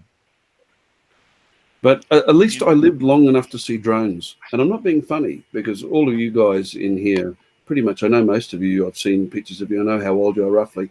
Every one of us here can probably remember back to when computers either were not a thing or were very rare. And we can all certainly remember back to when consumer drones just were unheard of. That was science fiction, the kind of thing you dreamed of having when you were a kid. Oh yeah, there's definitely, because when I first started flying radio controlled helicopters, they were like 5 feet long, and they had a 6.5 foot prop on top, and a back pusher prop about this big, and it was a chainsaw motor, and you had to fuel it up, and you stunk like a fuel line, and there was no assisting. There wasn't any GPS satellites. And if you kept it in the air for 3 or 4 minutes, you were a hero. I can remember when GPS was a wonderful new thing. Yeah, yeah. I had one. I had a Raptor 90 RC helicopter. Yep. Other than it, they had a gyro system in it, and that was it. There's no GPS or nothing. Everything was done with throttle. I had a T-Rex 600 was the last one I had. Jonathan West, almost certainly it's an action cam, and there is some small possibility of a new drone. That's what I've heard. There's been a number of people who have popped up on YouTube and places since the announcement came up, and saying that, yes, I've been beta testing this under a non-disclosure agreement for DJI, and a couple of them have said it's a camera. Yeah, and actually on my live stream, Dave, if you go through it, you can go through it, and there's actually a picture of the DJI action cam on there. If you've got the link, Claude, feel free to pop it up. All right. It was a long live stream, so I don't know where it's at in there, but the way when you brought it up, I thought you might have had a link to it. No, I don't. I just happened to mention to it, but they probably don't. A lot of them don't know who I am because it's your channel, so I'll share it with you. All right. You were €50, and it lasted 10 minutes for Thomas's helicopter. That was because he wouldn't get on a live stream with it, and it left. Robert's in there from Juneau County, droner, and he's a great guy also. Hey, because I think, Ari, correct me if I'm wrong, this is your channel, but you're inviting everybody that wants to come on the panel. The link is in there. I'll remove that link in case it was there before anybody else, and I'll put it in again at the bottom of the chat. Anybody who wants to join us, since it's my first stream, please feel free. In future, I'll get some emails and make a list, but there we go. Come on, Robert. And I'll post the link in some place in this live stream is the actual pictures of the elusive camera. So it's there somewhere. If you guys want. Robert's an Air Force guy. Robert's an Air Force guy, as I remember, right? I believe he is. Yeah. Yeah. So. Air Force pilots are great. They've mastered the art of throwing themselves at the earth at high Mach speed and missing. and they've mastered the art of surviving. Yeah, and That's- missing. That's right. It's the only part of being in the Air Force where missing is considered to be a virtue, when you miss the earth. Yep. I'm afraid all of my family, we've all been silly. We've all walked around for a living. We've all been in the army. Okay, Robert's gonna join us. He said he'd be on in a sec. Cool. All right. Yeah. Harry, have you I met him before? He's a great guy. I cannot remember. I've spoken to him in chat. I can't remember if I've ever been in the Face-to-face? panel. Yeah. Okay. Great guy. Most of the people It's are. like I like Thomas's comment about the helicopter. I bought a helicopter. I think it was 50 euro. Well, it lasted 10 minutes. It was That's in bits right. after hitting Every wall. every wall. Well, you know, You're back supposed in the day, you remember before positioning and everything else, when we were flying those remote controlled, top rotor helicopters, you get a good gust of wind, and all of a sudden that sucker, and I'm talking about, it probably was like a small refrigerator going by, and that wind would just grab you. You had to counter that baby fast because it would just go. Shoo. Yeah, it's like a drone in ADI Yeah. mode. Yep. To be honest, I've only pranged something twice in the last 15 years, and both times it was my Spark. And one was the very first time I put it in the air. I still don't know how I did it. I was sitting here in the back room, and like you do, I'm sure you do it. I always, the day before I'm going to fly, I fire it up to see if there's any updates of the firmware or anything like that. And I had it here. I'd never fired it up, and somehow I knew I was going to turn the engines on, but it took off here in the room, and before I could grab it, it hit the wall and broke two of the props. And then, of course, last week I flew it into the trees at the local lake near the Buddhist temple. And that's I'm going to go down and ask the abbot if I can.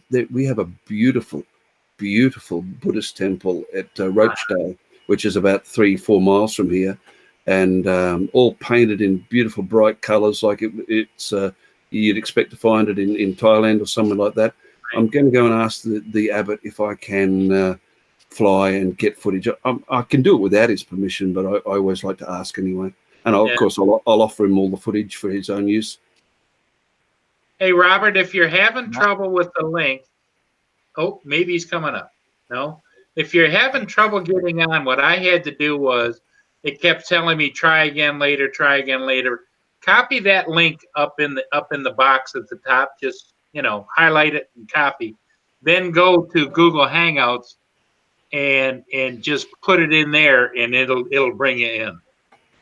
What I do is whenever the link gets to the top of the chat, I'm deleting it and putting it back in again at the bottom. Because I was having. Lawrence, you're off. Okay, look, thank you for joining, Lawrence. It's really good, and I'll catch up with you and the rest of those guys sometime shortly. Lawrence, you guys are the best there. Those guys, and they made me unofficial. Those guys, along with Val, we're unofficial. Those guys. Are you one of them guys? Yes. Yep. I think they refer to us as those guys. Yeah, those other guys. It should be. Yeah, those other guys. That's it. That's it. Look, you're right. Everyone, they're great. I was talking about this to Mel, and he's somebody that Mel knows and gets on with. But I watched, whatever you want to call it, my first member of the drone community that rubbed me up the wrong way seriously today, which was, I'll think of his name, Brian, Smoky Mountain Aerial. And he got on. Apparently there is a reason behind it, which I didn't know. If I knew, I probably wouldn't have worried me so much. But he spent a good 3 hours having a go at all and sundry, and I just thought to myself, wow.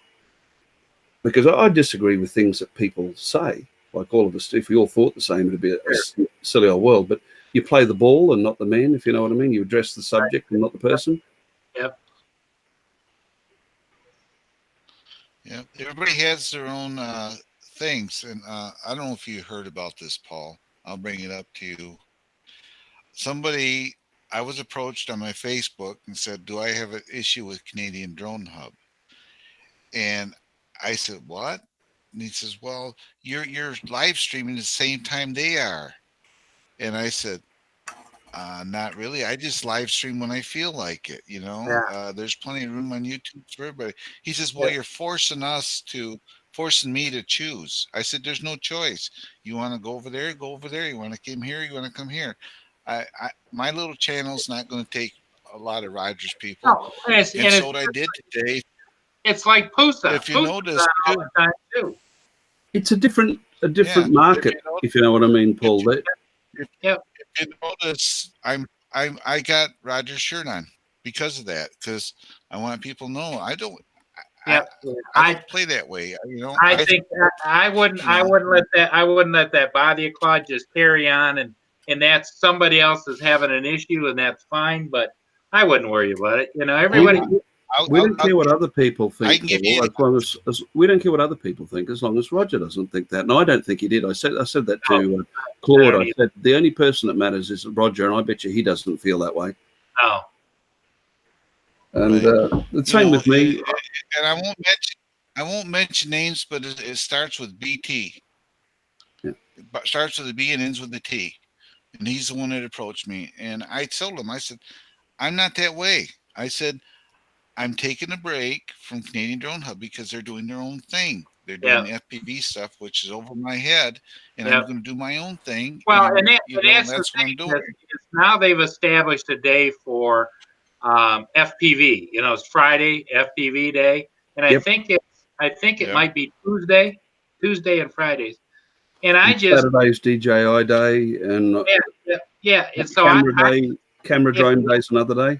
If it isn't anything that I'm interested in, I may go back and watch once in a while, but I'm not gonna go on there because I don't want to be sitting there looking at the screen like this for 5 hours. I understand why Roger's doing it. His channel has become so big that he needs to diversify to meet everybody's interests. We're pretty small fish. And just for everybody who wasn't here before, I hadn't intended to live stream 24 hours ago, but now I'm on. I'll do it again. My normal time will probably start about 50 minutes from now, which is 10 a.m. my time, and depending on where you are, between 7 and 8 o'clock in North America. And that should be good. I shouldn't clash with too many people, and it'll be good for me. I get to sleep in. I'll probably do it 2 or 3 times a week. If you do clash with some other people, it's like Thursday night's Ken Heron's night. Now, I go over and check it once in a while, but I'm not sitting there glued to the tube because I like Ken Heron. I have no issues with his channel, but it's just like too friggin' fast for me. I get a headache watching it for a few minutes. Yes, there's a couple of guys who make me literally. I don't mean they make me sick, but watching their channel for a long period of time makes me nauseous. And 2 of them are Andrew, Pusa. It's just so busy and so loud. And there's one that's even worse, which is the video call-in show. I can't think of his name. It might be Jim, but that's really just so frenetic. And as people, I know you feel the same way, and I know Claude does. We love Andrew, but I tease him all the time about Andrew. I can only come over there for so long because I can't speed read. I'm an old guy. Yeah, it's very quick. I did watch. I go over there. You go over there and you see something in the chat. Somebody says hi to you. You type and you look. Where'd it go? Yeah. You can't. You forget who the heck you said hi to you. So then you're going back up and you say, "Okay, I'm out of here." Yeah, and that's not Andrew's fault. It's just a part of popularity, and I wish them all the best, and I know they're doing a great job for their subscribers and everything, and I love both he and his wife dearly because they're the kindest people in the world. But it's just like I can't keep up with it. I'm just not built that way. No, we weren't brought up with the generation. I go over there. What I do is I go over there. I like its channel. I say hello to everybody. Yep. Then I sit there for a few minutes. I leave because, like you say, you get a freaking headache watching that channel. All the horn honks, and I don't need subscribers that bad. And Ken Heron's channel is a lot the same way. I go over there and I'll say hello or say hello to people, and they'll say hi back to me. But then after a while, I have to leave because I just can't. It's just too fast paced, and I realize this old guy isn't with it anymore. You know? Yeah, I don't think we Well, ever it's were like at that point. I was on last night, and Mel popped on 400 AGL at Mel, and he Yeah. says, "Hey, Claude, I sent you a link." I get on there. Next thing I know, I'm in the panel with Ken Heron, and that's the first time I actually physically or anything got to talk to the guy other than chat. And we were talking about his video where the drone, where the prop flew off that drone, that $2,400 drone, when he landed it. And that's the first time I ever really Yeah. talked to Ken Heron in a panel. Hey, You know, Robert. so that was Hello, kind Paul. Hey, Ari. Hey, Robert, Hey, how are Claude. you? Ah, I know the face now. Now I know. Yeah. Yeah. Cheers. yeah, Yep. he You used said to it have a was different name. He had Rob he Stanton.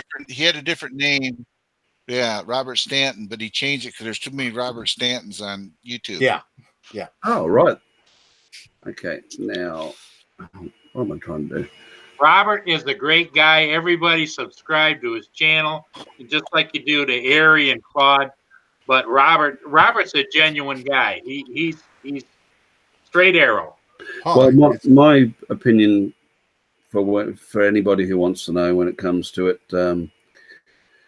as far as a lot of people, I'm not going to make any pretense at not wanting people to sub to each other's channel. Just don't beg for it.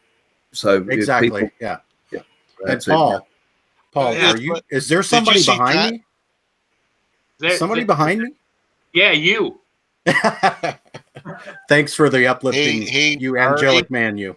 did you see Thomas's comment to me? He says, "I saw your excitement in your eyes when Ken popped on Claude, Drone X." Actually, it was because I like Ken's channel, and I watch his videos a lot. So, to me, it was a big deal to actually talk to the guy too a little bit. Did you see his latest review on that new the carbon fiber Yeah, expensive? the Evolve. Yeah, I watched and it it's too. like, We were oh talking. my God. We were talking about that. He lands that thing, and all of a sudden, You see they got it in 3 different Yep. video shots. Yep. The freaking Yep. prop flying off it. All I can say is I bet X Dynamics are sorry that either they're sorry that they sent it to him or they're sorry they sent that individual unit to him. Yeah. Especially Because I heard he couldn't get to I've the heard other other end people have flown. he couldn't get to the other end of the football field before he lost connection and returned to home. 400 feet was all he got. Right. Yeah. And Yeah. he lost battery. And Yes. He lost battery power. it was And only there's something odd with that because Yeah. I know that they're not great. less but than they 5 could be 20. minutes. Yeah. Yeah, Less than I've 5 watched, minutes, his battery was gone. I've He's watched down to 30%. people. I've watched, who was it? It was Yeah. that Brian Smoky Mountain aerial. He did three parts on it, and I watched that. And I watched somebody else, but it might have been Billy Kyle. They managed to get 20 minutes. They actually remarked, well, unlike DJI, it got the 20 minutes that they stated it should do. So I don't know why Ken could only get 5. I think by mistake he got forwarded a defective unit. I agree. Because every time he would change a setting or whatever, it would lose controller connection. It was like, boom, I think that it was dodgy as well because I think what they should do. Go ahead. Yeah, they should do, to be fair about it, is send him another unit, not that unit, another unit, and let him redo it. His whole evaluation of it. That way it would take that possibility of being a bad unit out of the mix, and he could probably give him a better evaluation of the unit that way too. But better to be review. honest, There you go. even if everything worked to the full specifications that X Dynamics give, for my viewpoint, it is not a value for money drone. It's almost twice the price of the Phantom 4, but the Phantom 4 outperforms it in several important areas. And the Phantom 4, as I've said this a couple of times in various streams, It's 4 years old, and we've got the Evolve turning up at $2,500 US, which is probably going to be 4,000 plus Australian. For that money, with the new drone, I want it to kill nearly every aspect of the Phantom 4, and it's not. Exactly. It's damned by faint praise. Yeah. Well, Aaron, you just bought a new Phantom 4, didn't you? Yes, yes. One of the last 3 showing up on DJI's dealership website. Here it is. I haven't even taken it out of the box. Yeah. It's your baby. And you. You're precious. It's my precious. Hey, Ari. Yeah, mate. Ari. August 1st is my birthday. Just saying. Just saying. I'm not sending you my Phantom. Oh, Send me a Phantom, Ari. I'll send you a card. Yeah. You send him a card. I'll send you a $1 birthday card. You send me that Phantom. And he'll even unbox it on his show and thank you, Ari. Yeah, I've heard that about America. How does it go? Hey, Indian, take all these beads and give me your land. No, I got a really big gun here. Nice beads. Yeah.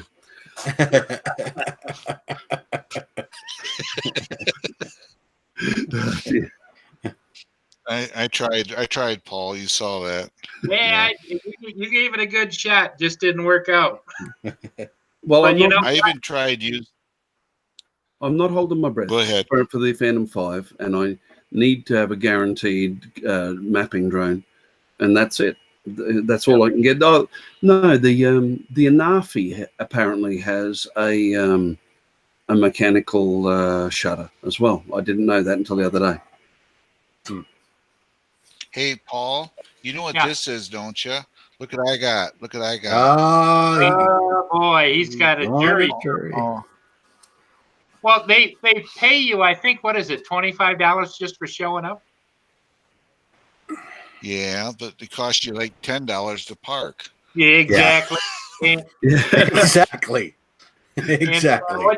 And what you do is you sit there and you twitch your head like this, and you just kind of look around the room, and I guarantee you'll be out of there one of the first ones out of the jury selection. Well, usually what I do is I say, well, my brother's the sheriff. They go, oh, then you need to go. Yeah. I've never been called. It my happens cousin here, but I've never been called for jury duty. Yeah. My cousin is a commander at Hastings State Police Post. There you go. That's all you got to do is just tell her I got a family member. Yeah, tell him you're family member in the state police. Yep. Yeah. There you go. Do you get extra if you recommend the death penalty for a parking ticket? Yes. Well, that depends upon what your personal feelings are. Yeah. That would get you off the jury duty. Yep. I think anybody gets a ticket should be sentenced to death. Yeah. Would that work? Or all you got to do is say, if they say, well, what's your thoughts about this? Hang them all. Hang them. They're all guilty. They wouldn't be in the courtroom if they weren't guilty. That's right. They were automatically they're guilty. Or if you ask to be a juror, they'll say, oh, nope. Oh, yeah. Yeah. My Well, I want to be on. My luck, I would say, yeah, I want to try this. Can I do it?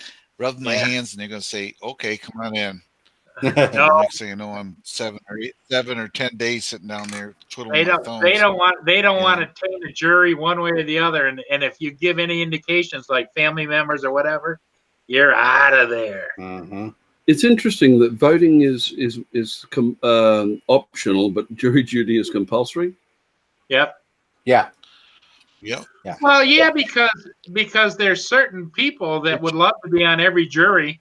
And so every outcome would be the same because it's the same people that would be judging everybody, you know? To be honest, if I had to go to trial for a serious... Sorry, Claude. If I had to go to trial for a serious... I'm going to keep talking this time. If I had to get a trial for a serious offence here in Australia, I would choose a judge-only trial, which you can do, Yep. because You can do that here too. Yeah. the problem with people, as in Joe Public, they don't have any legal experience, and these days they're so driven by the media and what they think the public want them to do that you can end up with a very bad rap. I'd rather Yep. have somebody who knows what the precedents are in law. Okay, Steve, this you take says care, my friend. I Thank you for have dropping been in. I have been Go summoned ahead, to Claude. serve as a juror for the week of June 3rd, 2019. But someplace on here, right here it is. You must call the juror information line, which will give you a phone number, after 6 p.m. the Friday before your attended date for reporting. My wife has done that. She's called and they said, we don't need you. Never mind. So Good. Yeah. Good. all I can say is I'm crossing my fingers. Yeah. Excuse me, gentlemen, for a minute, but I got to take the old guy walk to the loo. I'll be right back. No worries, Paul. He's got to talk to a man about a We horse. call that checking. We call that checking our stream here, Lou. That's what catching the street. Yeah. He's got to go start another stream. That's it. There it is. But back to Here. the DJI thing. Did Claude, weren't you on Mel's channel last night? Yep. Yeah, I posted the link to that channel last night. Okay. All right. Yep. I don't know if you were there last night. Yeah. Did you see the guy in a truck quick hold Yep. it up and show it and put it down? Yep. That was the Yep. DJI action cam. Yep. So, yep. But we don't And know. I got the email There's today. rumor that- Yep, me too. Go ahead. yeah, It's we all don't gonna know. knock They the may service possibly of later anything, later on put a new drone out too.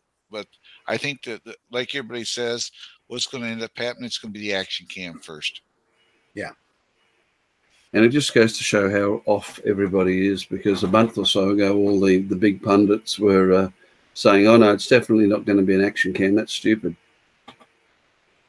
Well, they put their feet in the water with the Osmo Pocket.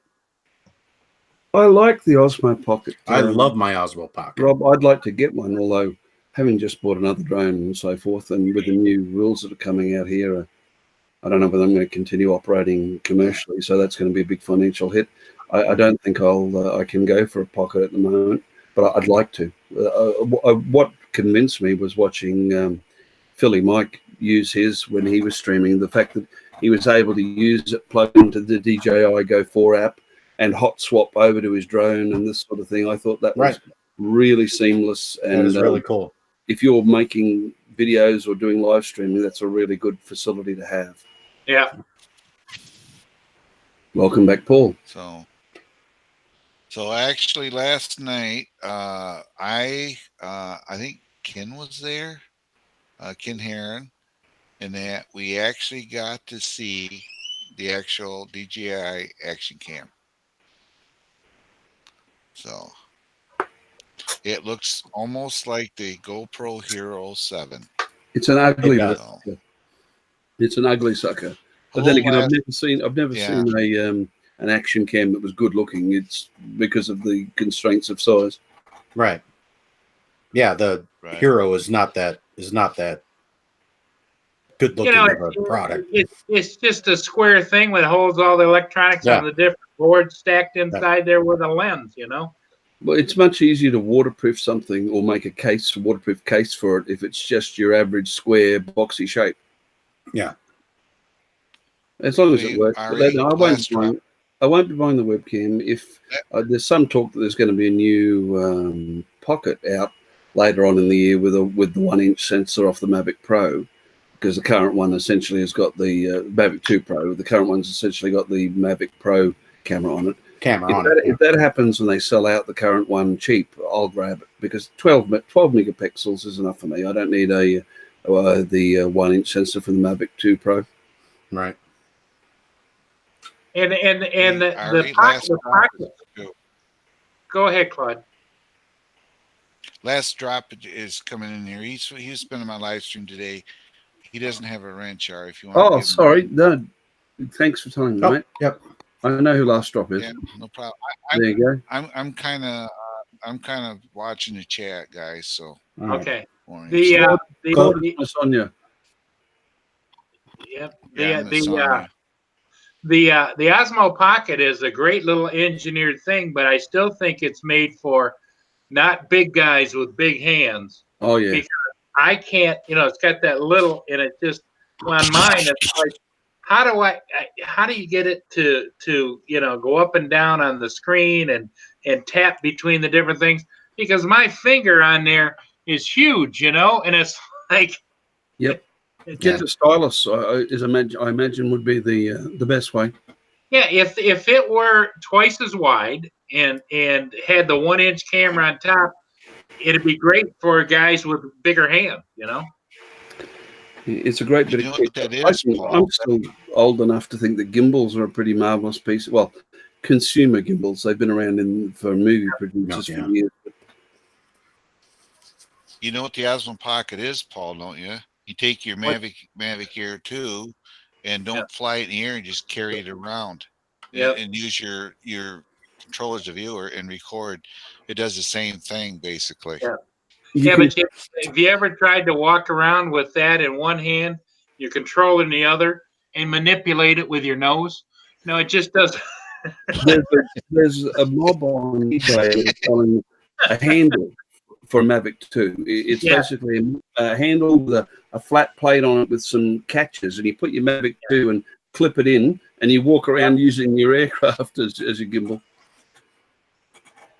But then you still have to deal with your monitor and your controller. And the audio. Get the audio for it. Well, didn't GoPro try something like that with the Karma? I'm not sure. The Karma was not something I looked at greatly because by the time I really got going and certified commercially, the Karma had just about that time gone off sale. DJI had killed it with Extreme Prejudice. Yeah. Well, and the Karma killed itself because the battery kept flying off of it every time. Yeah. That didn't help. But you could take the camera off of it and use it as a separate gimbal. Yes. Yeah. I could almost be persuaded to try a Parrot and r.p.a.s. I know that they're not as good as in quality, build quality as the Mavic, but they're only half the price. Yeah. Yeah. Well, and if you're an experienced pilot, we don't need them to be rugged like a tank in most cases. Yeah. My concern with the Anafi was at first look is I thought they would be not do very well in higher winds, but I've been told they do fairly well. They do very well. The weak spot is that all four arms attach to the same two pivot points, both on each side. And that puts extra stress on them in high winds and maneuvering and in heavy landings. The camera's great. You can't get too much better a heavy landing than that Evolve when it did the return to home the first time. The top flew off. Bing! Yeah. I don't know if you were in here. Did you see the live stream last night? What Ken said about it? No. They asked him. He says, "Well, you're going to do a video on it." He says, "Well, I already did it," and he says it's out there, and he says you may want to go back to the drawing board. Yeah. It was funny.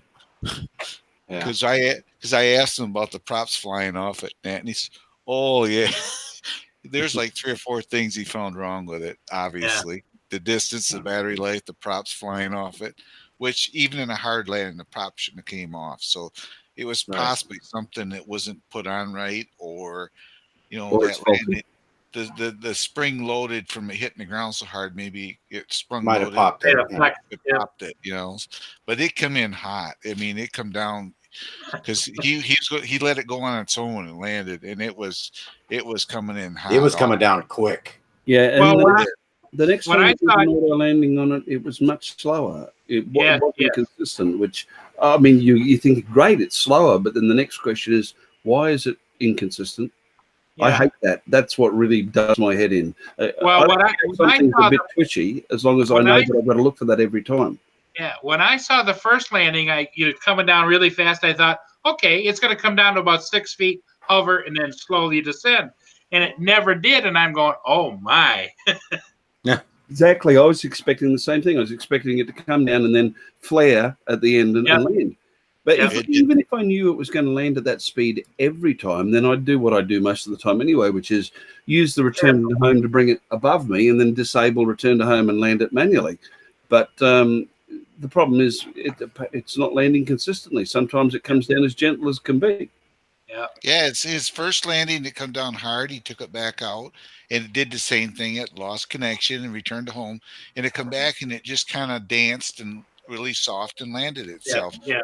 So, yeah, that I think there's a big issue with that drone in general. I think what they should do is give Ken another drone to try. Another one.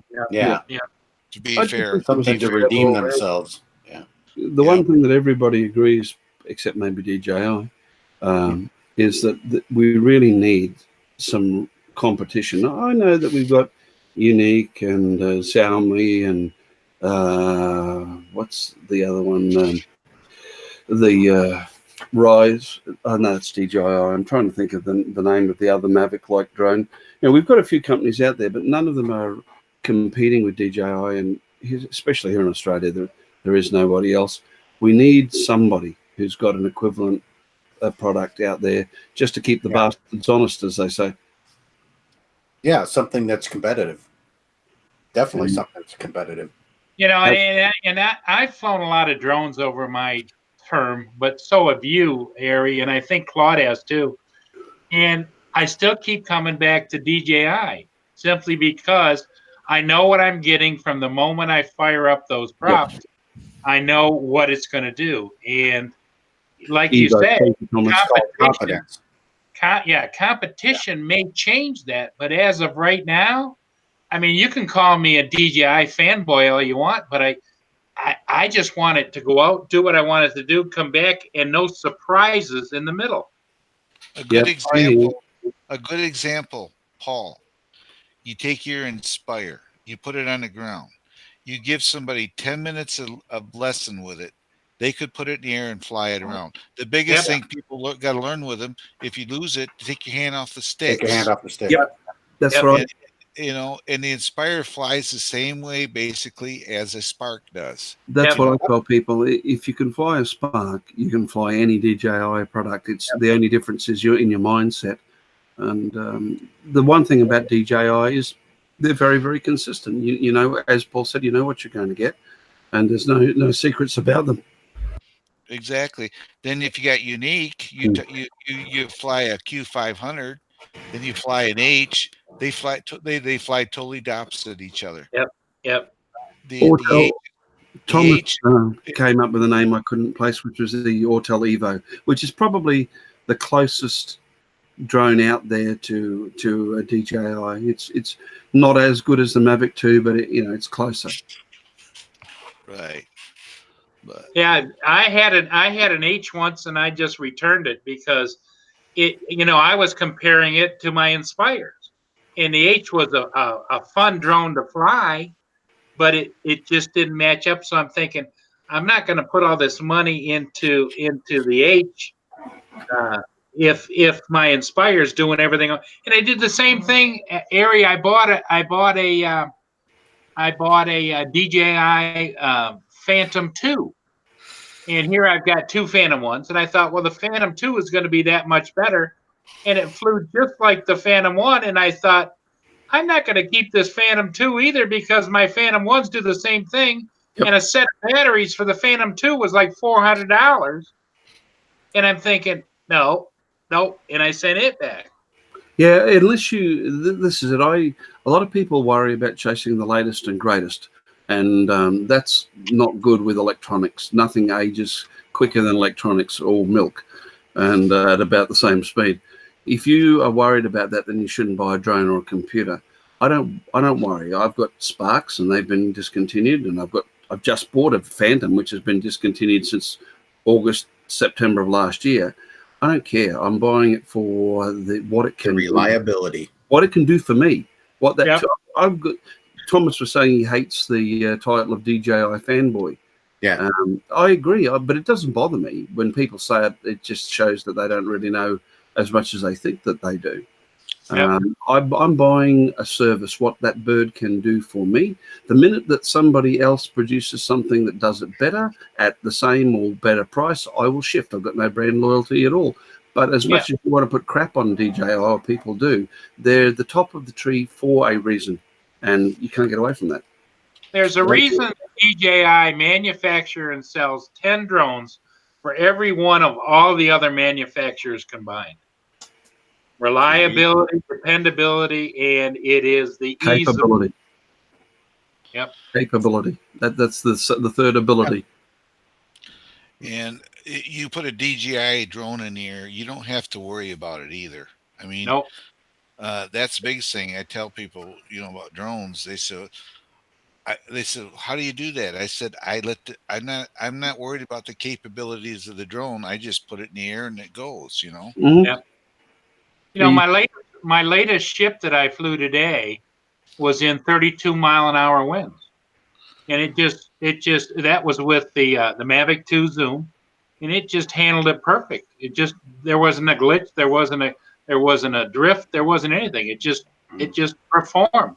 And the reason I think that it did so well, Larry, is because you've got them too. Is that they're so aerodynamic? There's not a lot of wind, a lot of things for it to push. The way the terminology is, it's got a small sail area, and at slow speeds, the Mavic is good. Once you get up to around 30 kilometers an hour plus, the Phantom 4 is actually better because the Mavic has to assume quite an extreme angle to high speed, which makes it bigger. But look, I wish I could manually orbit as smoothly as you do. Every time I watch one of your ship videos, I'm saying uncomplimentary things about you. I can't do that. Maybe it'll come with time. And it will. It will. The more you do it, the better you get. The other thing that I found interesting listening to you talking, even when I'm not in the channel, when I'm on the side, is your experience with the Mavic 2 Enterprises, because essentially what you say has basically just confirmed what I already thought, which was, from my point of view, there's no real material benefit to having an Enterprise over a Zoom or a Pro. Not unless you have a specific use for it. And what I mean by that is, if you have a specific use that you want to have spotlights, a specific use if you want to have a speaker, specific use if you need all those, the thermal imaging camera on the dual, or now the for some reason, and I don't know why, but the specs on the Enterprise, on my Enterprise Zoom, is it gets me just a little bit more zoom than what my Mavic 2 Zoom does. Yeah, it's only a small amount. Look, the two things about it is the price. Over here, they're 4,300 for the dual. Well, three things. That's a problem. Two, the resolution of the thermal camera. 160 pixels is not enough. It'll show you a heat source. If you're doing search and rescue or maybe inspecting solar panels, it's okay. But anything else, no, very limited. And the other thing that puts me off, which people don't often mention, is the fact that it doesn't use the Go4 app, and the app for the commercial ones is not as good, in my opinion. No, in fact, what I've noticed about it is there have been occasions when, and I think the last update changed it. I haven't, because I don't fly them; they're just kind of sitting over here. Is that I've been out there for like 4 or 5 minutes, and all of a sudden the pilot app will just shut down. Now, nothing happens with the drone. It just hovers, and then it'll restart up again, and then you go from there. But if I was doing a search, or if I was filming something with the camera, that then would put a stop point in there, and then it would start again, That's a typical Android issue. Are you on Android? No, I'm using iOS iPads. Oh, that really would worry me if it was dropping out under iOS.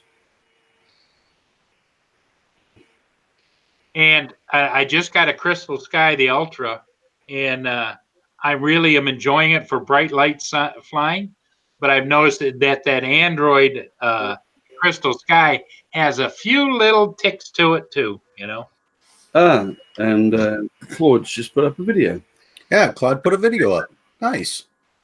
Well, Look, I like I'm working on it right now. I'm kind of it's up there, but there's nothing. It's just a video. So I like the Mavic 2s, and I like in principle the smart controller and the Crystal Sky. I certainly would like something with 1,000 nits, but the problem is the DJI Android app is coded for reference Android, and that's great. But nobody puts reference Android on their devices, not even DJI. The smart controller and the Crystal Sky doesn't have reference Android, and that causes it to be just that little bit flaky. I've got 14 Android devices in the house between the kids, the wife, me, and I've tried them all, and to a greater or lesser degree, they all have a few hiccups with the Go 4 app, whereas iOS runs 100% stable. Now, the best of them is DJI's own, the Crystal Sky, and the smart controller. But what puts me off on them is flying commercially. I fly about half of my missions with Lychee, and I use other apps that I can't run on the DJI stuff. So what do you do? Right. And the other thing too is what I've noticed is when I first got my first Inspire 1, which was the original model, then I got a Pro later, but the Inspire 1, I was having trouble getting the Android tablets to work with it. And so I called the dealer and I called tech support. And you know what their answer was to me? The first thing they asked is, what are you using? And I said, Android. They said, no, go get an iOS tablet. You won't have any problem. And I got iOS tablets, never had a problem since.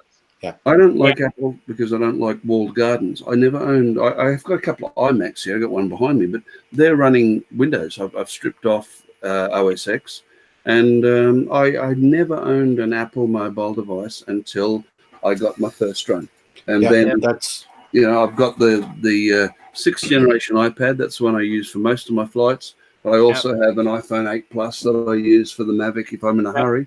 And I say to people, because especially on Phantom pilots and those, it's an endless debate over which is best. And I don't have a favorite. My favorite is what works. And as I say to them, since the very first day I had an Apple device, I have had exactly 0 dropouts, app crashes, or problems. And that's across the board, Robert. You probably have had the same situations, right? Yeah, I've used I used the iPad Mini with the OTG cable, and I have had no problems at all. No problems at all.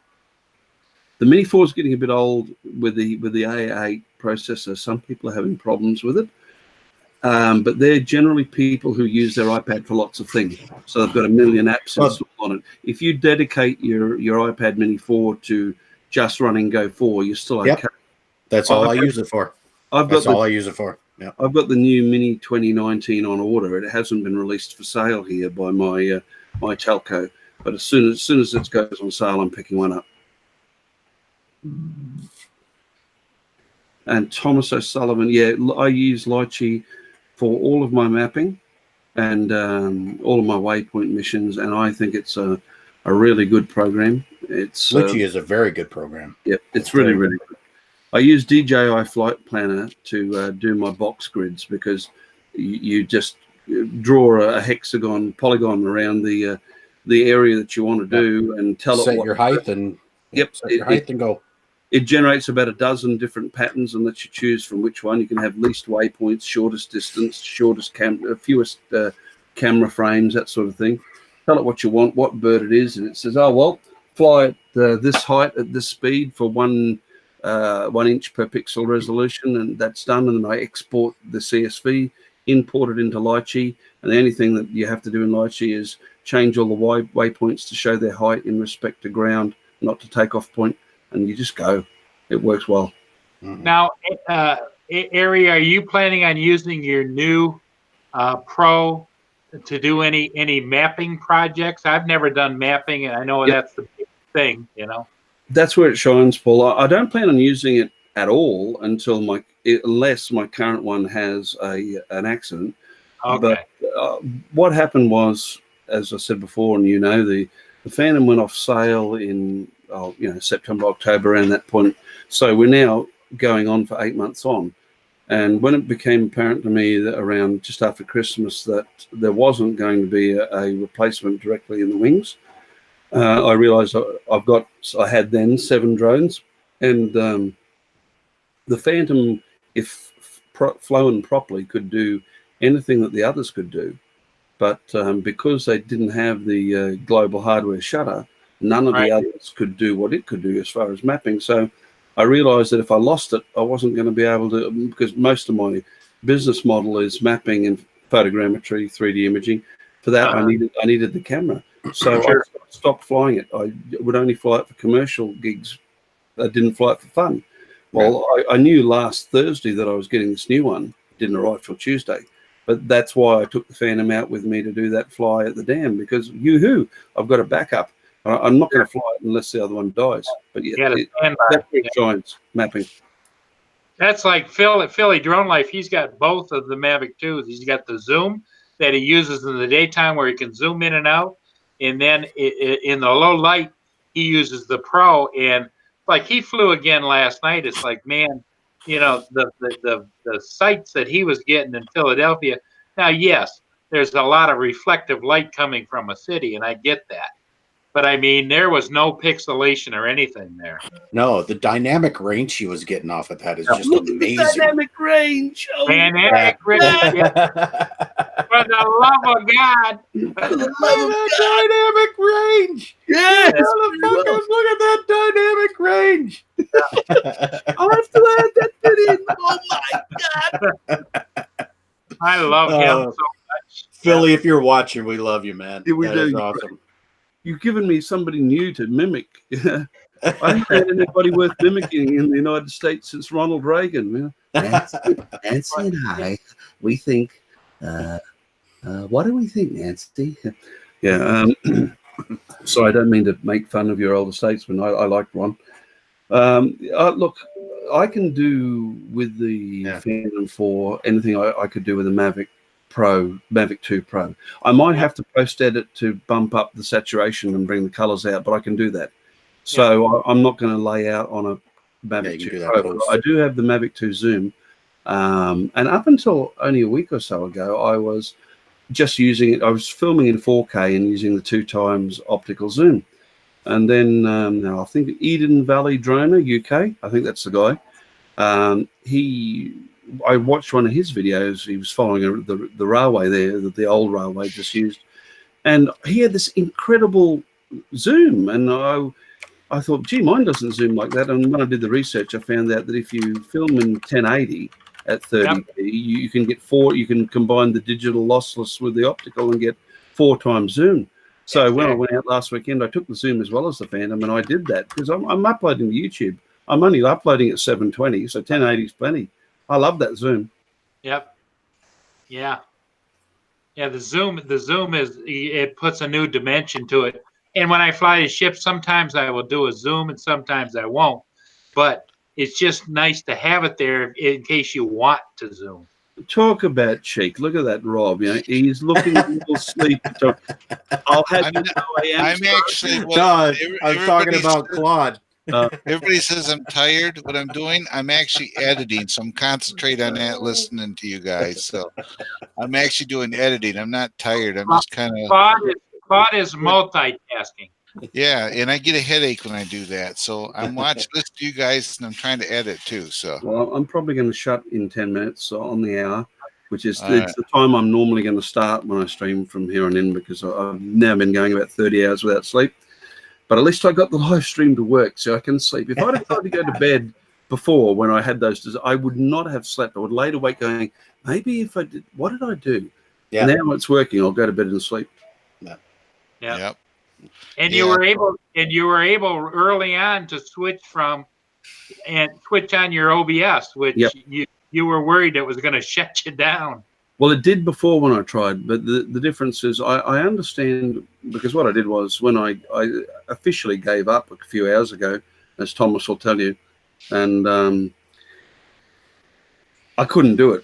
I went off and had a drink, and I sat there with my iPad and I read what had happened. A couple of people, Brad Drone Kings and somebody else, gave me a link to a tutorial. It wasn't to do with the beta studio, it was the classic, but it gave me enough of an idea that I had a hint. So I thought I'll go back and try that, and I got it working. So that was good. But I thought apparently you can stream from OBS, but I didn't go that route. I'm streaming from Hangouts now. And all I've done is I've started up OBS in the back end, and I've given control of OBS to Hangouts, and that's probably how I'm going to do it from here on in. I did get some good tips from Nay. He's an absolute whiz, and that's what I've done is I've stepped down the bit rate and all sorts of things in OBS now to reduce the framing and try and improve my video clarity. Yeah, well, it's pretty clear. I'm looking at the YouTube feed, and it's pretty clear. So, yeah, Paul, Roger needs to get that guy on there, and they can do a thing about OBS. I tell you what, that guy knows what he's talking about. Well, yeah, but see, he's got to get some real internet connection. He's running like a 0.6 and a 1.1 upload. It's like he's lucky to even have a signal going. Right. I'm on about 1.1 up and 12 to 14 down, depending on the day. Yeah, in fact, when Andrew went over and visited with Roger on Roger's birthday, and Andrew says, "Let's take a look at your internet." And Andrew is face going, "How are you? How are you streaming? How are you streaming? Yeah. It's a worry, isn't it? Yep, it is. It is. So hopefully they keep promising him that soon he's going to get fiber optic to the house. Soon. So that'll be a game changer for Roger. We can't get that. They don't do fiber to the premises here, but they do fiber to the node. So, essentially they've run fiber to the pillars near us, and then they use HFC, the old pay TV coaxial cables. Pay TV doesn't go on the cables here anymore, but the cables are still in place. That's what I'll be going on to shortly. That's believe it or not, that's better than they're promising Roger there to come out and put all new fiber optic down the road. They're going to have fiber optic cables going to the house, and who knows? That's going to cost them a lot, as in whoever telco is. We got the Google grant here, so I'm sitting at 200 by 200. Yeah, there you go. I will apparently, when I get the upgrade, which I was on the phone to them the other day, I've got to finalise it. I'll be getting 100 down and 45 up, I think. That's nice. Well, it'll be enough. It'll be a lot better than I've got now. Sure. Yeah. At least our local phone company 2.5 hours to upload a 1 gigabyte video. Our local phone company got the grant from Google, and I'm out in the middle of the country. I'm out in the middle of nowhere, but we have fiber going out here to every house. Wow. The previous government, I'm not going to mention which stripe they were because I'm not very political, but the previous government hatched the price of the National Broadband Network, the NBN. And originally it was supposed to be FTTH, fiber to the house. But then the current government got in and decided that was going to be too expensive, and they scaled it back. Ken Heron's online, apparently. Yes. Yep, I'm gonna dump you because I'm going to shut down and let you guys go. No, you're fine. We're fine. We're just playing. He's just picking at you, Ari. Actually, I was waiting to see if Centroid was going to come on tonight. Anyway. Yeah. I was going to see if Centroid's coming on. Well, Ari, you've been up for how many hours now, Ari? About 30 or so. Oh, man. We need to let you go, not you let us go. I generally don't flag until I hit somewhere between 40 and 50 hours. Oh, my God. we're going to call Ari Mr. Bionic Man. Mm-hmm. I sleep every second day, pretty much. That's how it goes.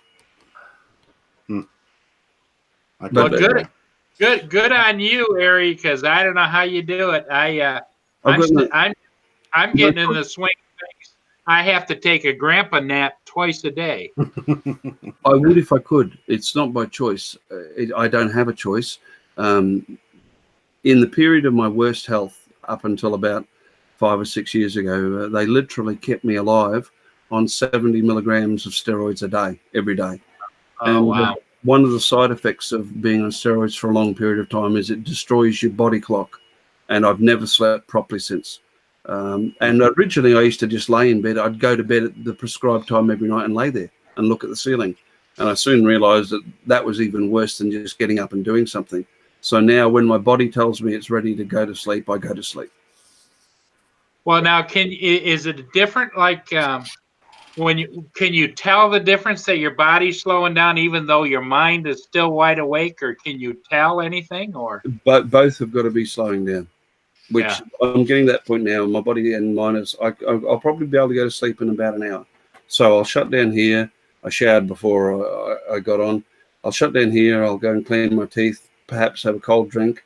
I'll climb into bed and I'll be asleep shortly after that. There you go. But I only sleep 4 to 6 hours then, and then I'll be up again. Wow. That's it. All right, guys. It's 3 minutes to the hour. This is the time I'll be starting off in future, I would think. And I may change it, but for now, thanks everybody for joining me. I'm not going to go through and call out everybody's name, but you all know who you are. I really enjoyed it. Hadn't planned. I'll go and have a look at my analytics now and see how many hours I racked up. Yeah. Ari, it's been a pleasure, and we're all pulling for your channel to grow. Yep, thanks, mate. We are. Thank you very much. I know they're great. You're a great community, and I'm putting in the work. I'm only posting once a week on purpose, and I'm putting in the work to just make it as good as I can. Yep, so there we go. Yep. All right, guys. Good night, everybody in the chat, and good night, Claude and Paul and Rob. Yep. And bye, everybody. Oh, Brad just came back. Yeah, bye, everybody. Brad. And I'm not saying goodbye to Thomas either. That's it. I won't say goodbye to Thomas. I'll say it. Good night, Thomas. No, there's no H in Ireland. There's Timothy and Thomas. Thomas. Yeah, there's no H. All right, guys. Take care. Good night. Well, Good night, Harry. Good night. Bye-bye.